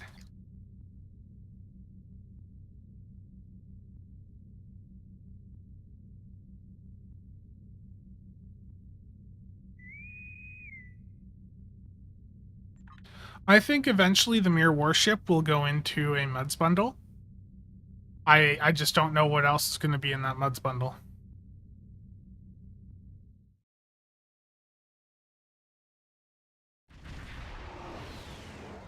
Yeah, and another thing too is if you're really needing survivability, a lot of people forget about the colony attack consoles. Like, those things are really good for boosting survivability.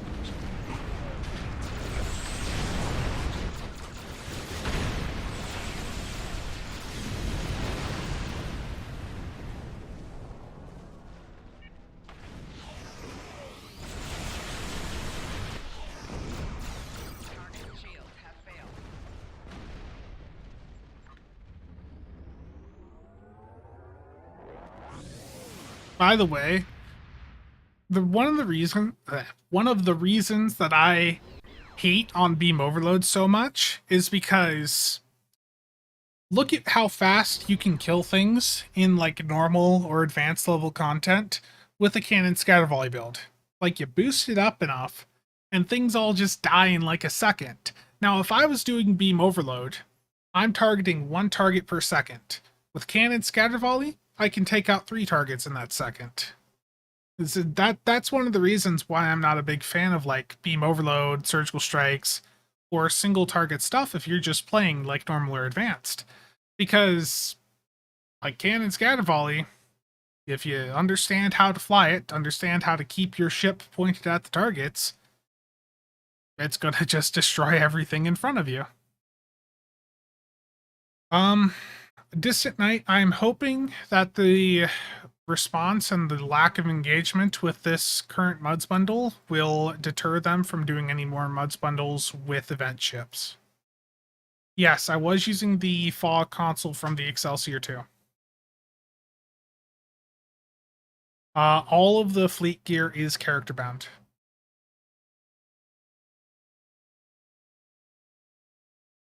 Stargazer at 1.5. Yeah, I would like to see them keep around the like the Voth event until Monday. I think Monday at like noon would be fine. Just have it end at the same time as this promo sale.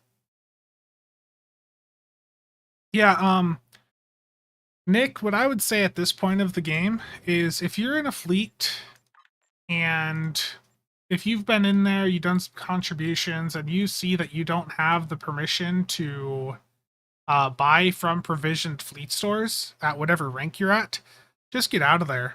Like, there are plenty of fleets in this game at this point, especially on PC, that will give you instant store access without even requiring you to contribute to their fleet. Like the Breakfast Club, and I think even McStew's fleet. I think his is trending in that direction now. But like the Breakfast Club, for like the past 3, 4, 5 years, we basically let people buy things directly from the fleet store the moment they join the fleet. And we also give people the ability to invite their own alts to fleets. We give them the ability to bump their characters up to the rank that they're at on their own. Like, if a fleet is set up well, you could basically have the people in it just let it be self-sufficient. Like, if you give people the ability to invite their own alts and promote their alts, makes your life much easier when running a fleet. Yeah.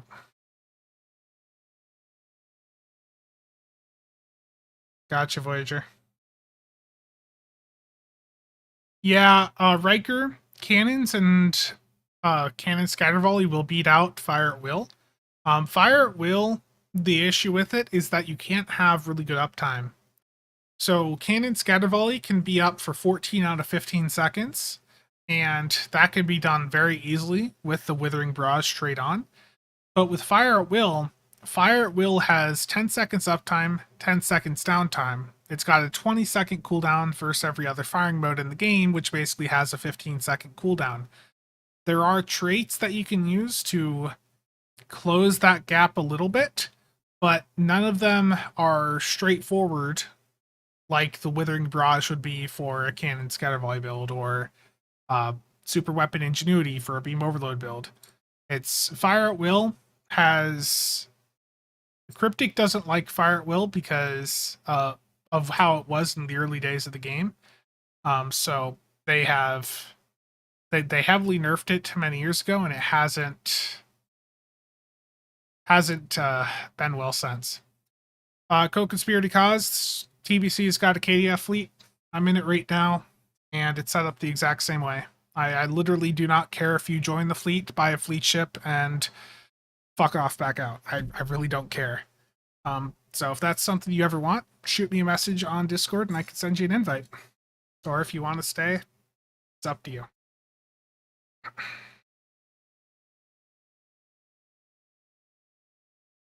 Yeah, they really need to rebalance fall.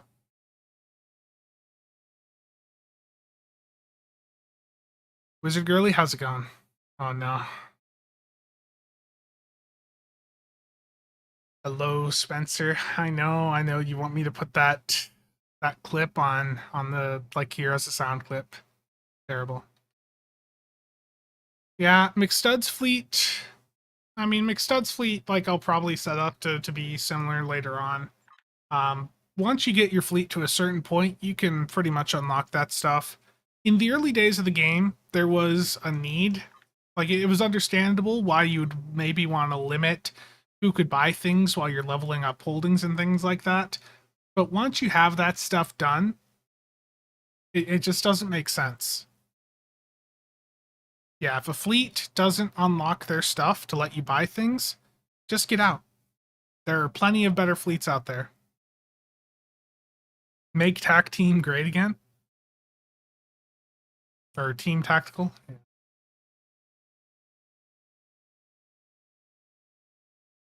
Okay.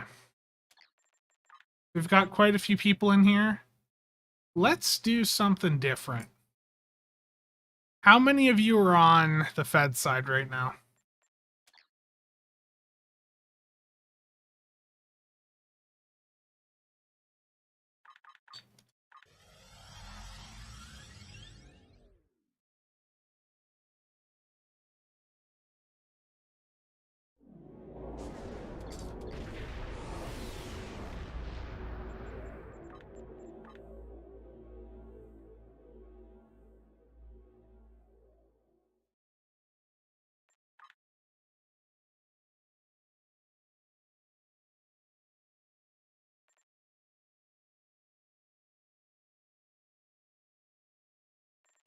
Fed is Federation. Apparently my loadout is sort of screwed up here, so let me drag this back over to where it normally is and fix it. Gotta love Stowe.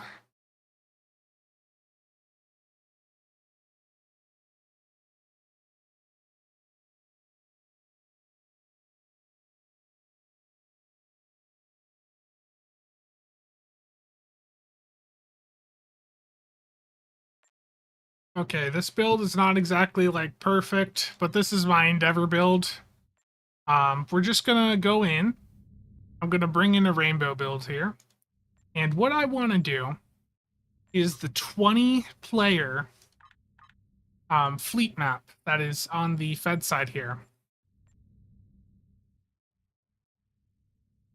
Are you using cannons and beams on this build with Scatter Volley? So ideally you do want to just stick with one thing. If you're using like surgical strikes or like exceed rated limits or what's the other one? Reroute reserves from weapons. If you're using one of those specialization abilities that impacts all weapons, you can mix. Like surgical strikes especially, you want to mix beams and cannons to get the most out of it. But if you're just doing like cannon scatter volley, generally you would want to stick with just cannons. But if you're on a build with, like a Miracle Worker build with mixed armament synergy, there might be reasons where you might want to have an Omni Aft to boost mixed armament synergy. So yeah, you generally don't want to mix, but there are situations where that is a viable approach. And Riker, thank you for the $10 there. All loadouts, I think, are screwed. Yeah. Jose, thank you for stopping by. Wizard Girly, I don't know. I don't know for sure.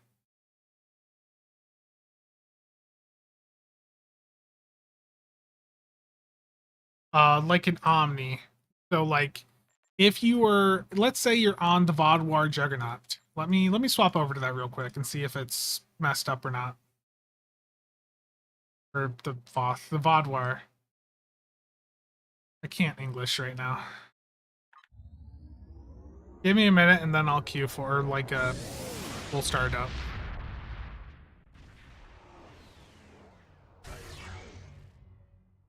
But with the Vodwar Juggernaut here, if you're running like mixed armament synergy on it, it's very common to see these really high-end builds on the like on some of these Miracle Worker ships where you'll use an Omni Aft because that Omni will keep the damage boost up from mixed armament synergy, which my head is currently covering. So mixed armament synergy, when you fire different weapon types, it's giving you a damage bonus there.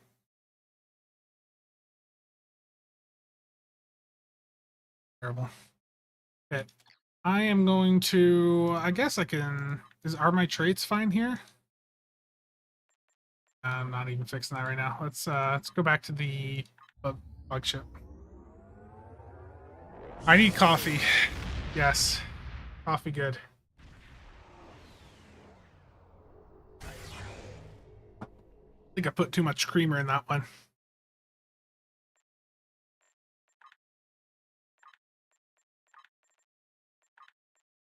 Okay. Public queue of Starbase Fleet Defense. This is a 20-player TFO. 20 players. Voyager, I know, that's the point. In the description below, there is also like a tips thing that goes through PayPal. How does rapid fire hold up against scatter volley? Not very well. Cannon rapid fire is very underpowered right now. Let me find this post from Jay here.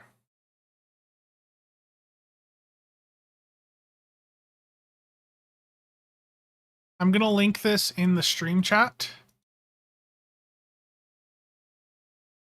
But Riker, I would say to take a look at that post on Reddit there.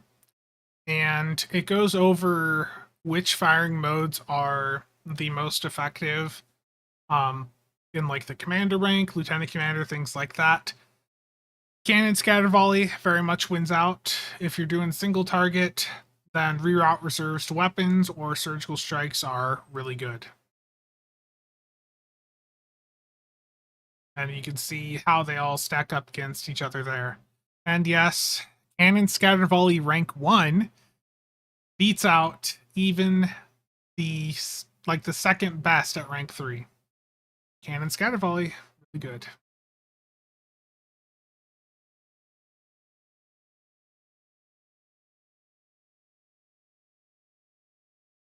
The biggest barrier to CSV popularity is, I think the piloting style definitely is part of it, but there's also the fact of people just want to fire beams. You know, people will just, you know, again, it's Star Trek. You go in with a cannon build, it doesn't look the most.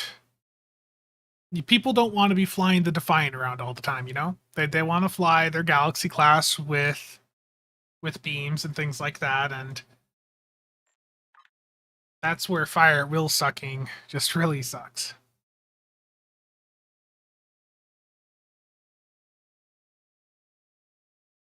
Yeah. So if you guys want to join again, this is public queue of Starbase Fleet Defense on a Federation aligned character. If you're on the Klingon side, you won't be able to get in, so make sure you go to the Fed side. Some people don't like the Defiant. Some people just, there's only normal Warp Core. This is like a queue from like 12 years ago, so it's up, here we go. We got it.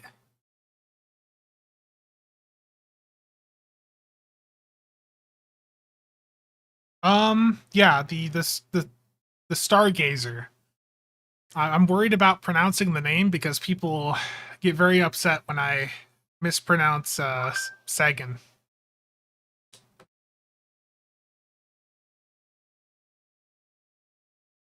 Here we go. It's loading.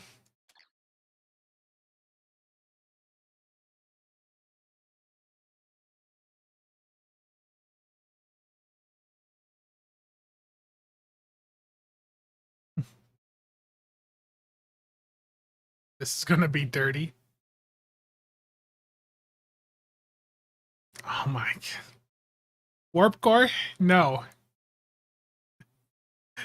Justin, thank you for the 99 cents there. Very much appreciated.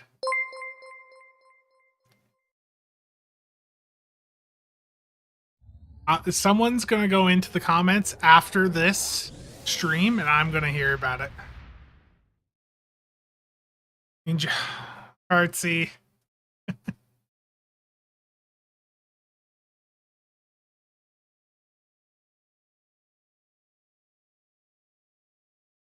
Oh no, distant. Oh no.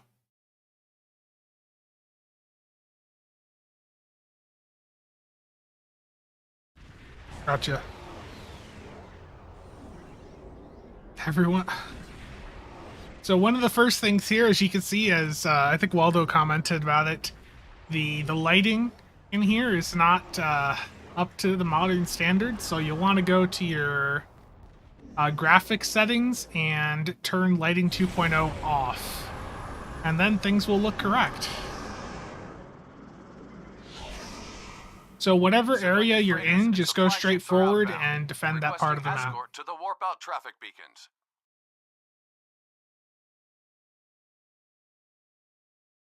Once we get into combat here, this should be very, very challenging.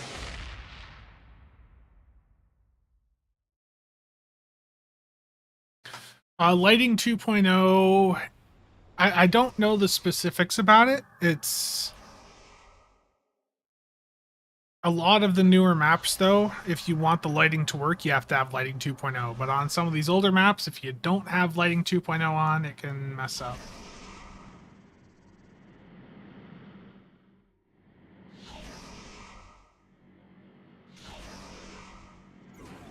Yeah, make everything look RTX. So thankfully, doesn't have the performance penalties actual RTX has. Oh no.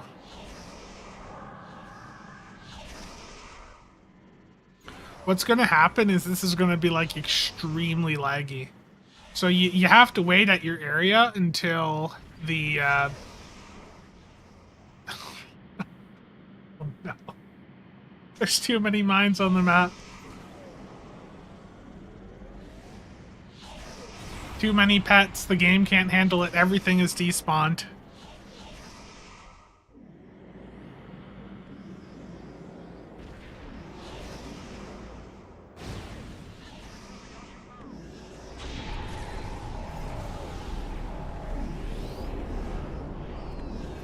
This is STO in 2023.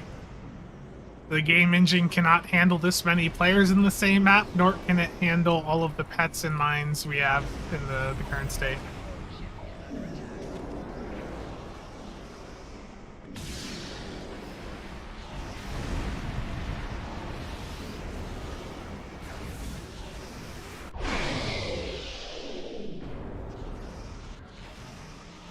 Brace for lag.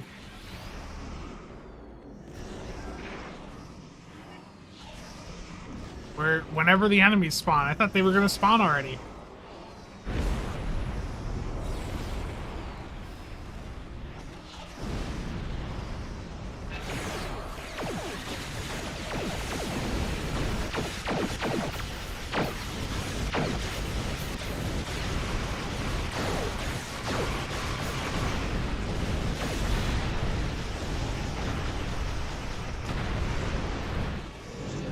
Enemy reinforcements attacking Alpha Group. New enemy contacts near Delta Group. Additional enemy ships attacking Group Bravo. It's so laggy. Alpha away. Enemy ships warping in near Charlie Group. Freighter Group Delta away. Freighter Group Bravo away. Freighter Group Charlie away. Long-range sensors detect additional contacts incoming. 30 seconds. We gotta return to the star base we can't see because the entire map is like despawned. I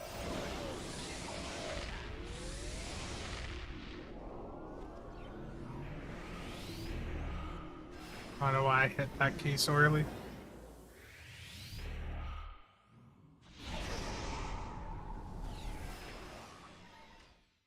Large enemy fleet inbound.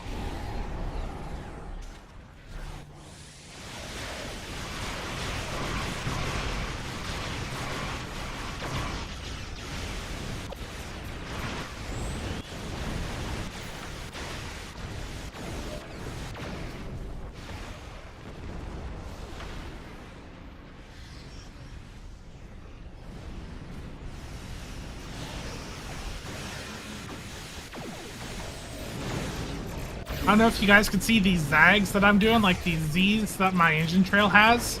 Whenever you see that where it's like pushing me sideways and it's like a Z, that's server performance issues. Like right there, you see how it was like pushing me back and forth? That's server performance.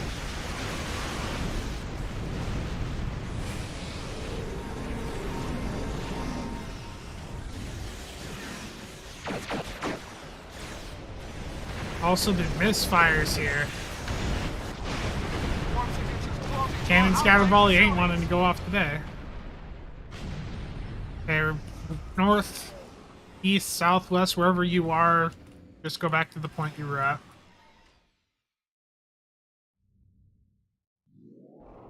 Well, this is Jem'Hadar bug ship. This thing is a speedy little boat. Enemy ships are headed toward our outlying facilities.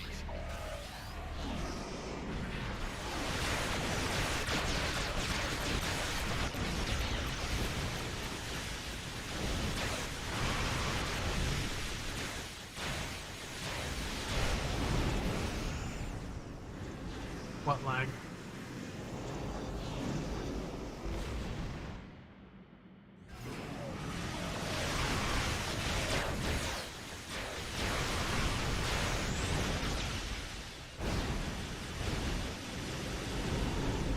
The game is not happy right now.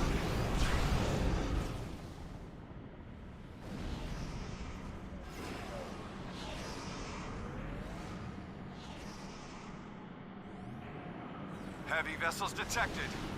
Enemy ships on the line. 30 seconds to contact.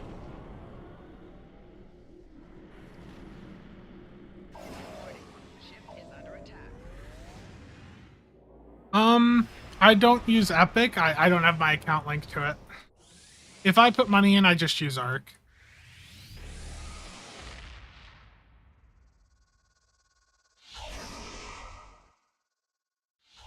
Large group of enemy contacts incoming.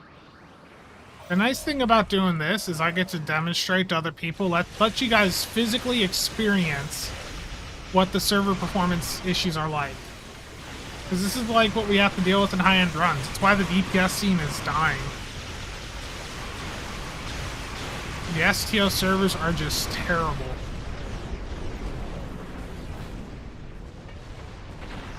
And here, I get to let you guys see that.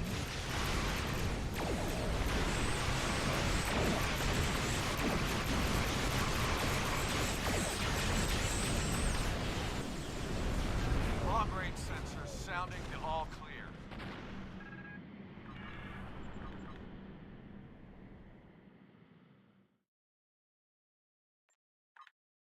Good job, everyone.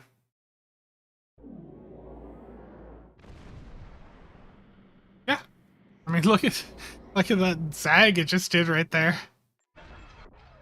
But like that's generally why the high-end DPS scene, why people struggle to keep playing the game once they get into it, is because, you know, as you're putting money in to build out these really high-end builds, people get super frustrated because of how terrible the server performance is. Like, imagine trying to set a DPS record, and that's the experience of like trying to hoping to get into a like an infected match that doesn't have lag like that, or where the spheres will load in time. We've had infected runs where we take out an entire side of the map, and then the 4 spheres that spawn in over at the side load in like 10-15 seconds after the entire side is dead. It just is frustrating. Good lag, everyone. Yeah. Martin, I don't think it's on purpose. I think Cryptic would prefer the experience to not be laggy. Turn lighting 2.0 back on? Oh, yes, good point. Yeah, for anyone that turned lighting 2.0 off, make sure to go back in and turn it back on. Thank you for that reminder. Rob, I'm glad to help.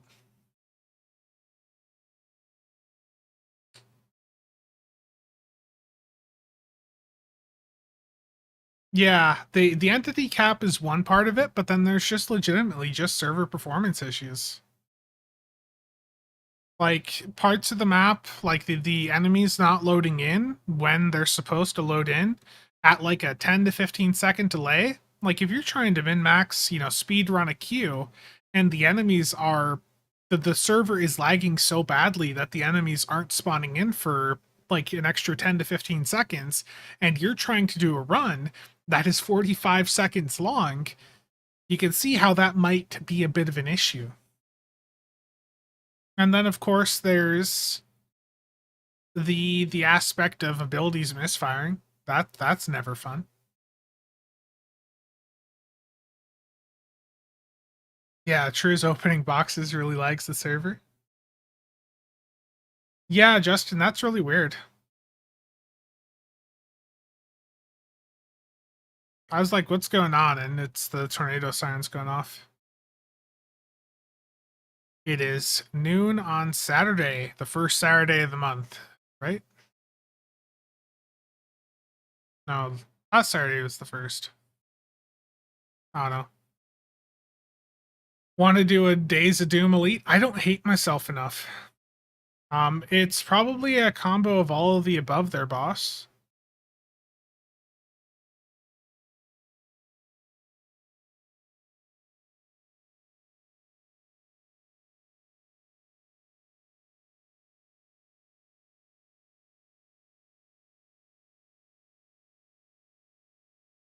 Albie, if you're doing like cannon scatter volley with the weapons, or oh no, you're doing surgical strikes. There aren't any unique pets to the Sailing, is there? The legendary Vesta?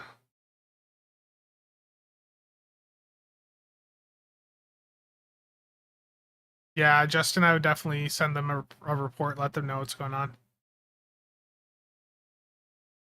Yeah, the Vesta. I was gonna say if you were using cannon scatter volley, but then I saw your surgical strikes. But I was gonna say like the elite Valkyries or the rare Toduge, if you could do sad, but if you're doing surgical strikes, you can't do that. What are the best pets you can get for that? That's a good question. Thankfully, Stow Better has a hanger pet tier list. So if we look at like base DPS or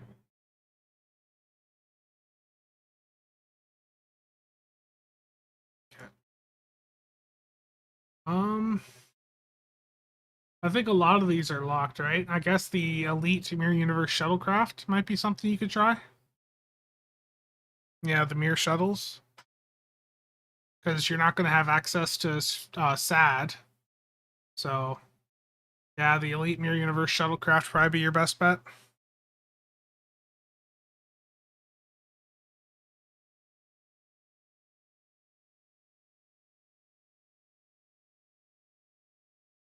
Justin, so you're trying to buy Zen like right through the game, like you're going to your C store and you're hitting the buy Zen button there?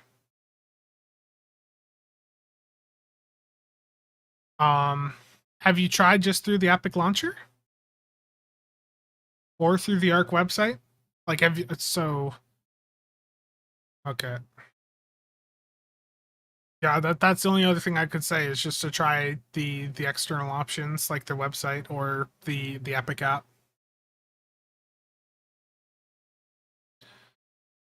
Um, which pets are meta now for tort builds? So if you're on a Styx, now you'd go through and use the Styx frigates. So there's a few of you having issues with buying Zen. I would say to tag Kale on Twitter about that. Um, just tag him and say, hey, having issues here.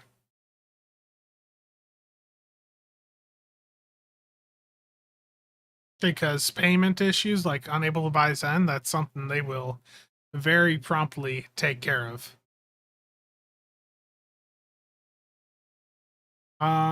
Yeah, the CF is no longer being stolen by pets. Yeah, I think Game Freaks and Weibo went through and tested it all the other day, and it looks like it was working like Cryptic intended.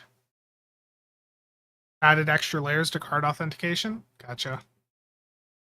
Okay, so I need to be bailing out here because I'm going to have a supervised visit going on between my niece and her dad here in just a little bit. So I need to go deal with that. So I'm going to end the stream here. Thank you all for joining in on all of the stuff here. And again, thank you for all the super chats and the memberships there.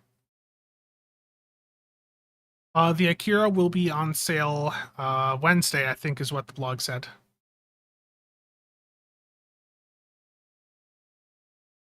Later, fellow invalid entity name. Yes. Okay. Thank you all for tuning in. See you guys around.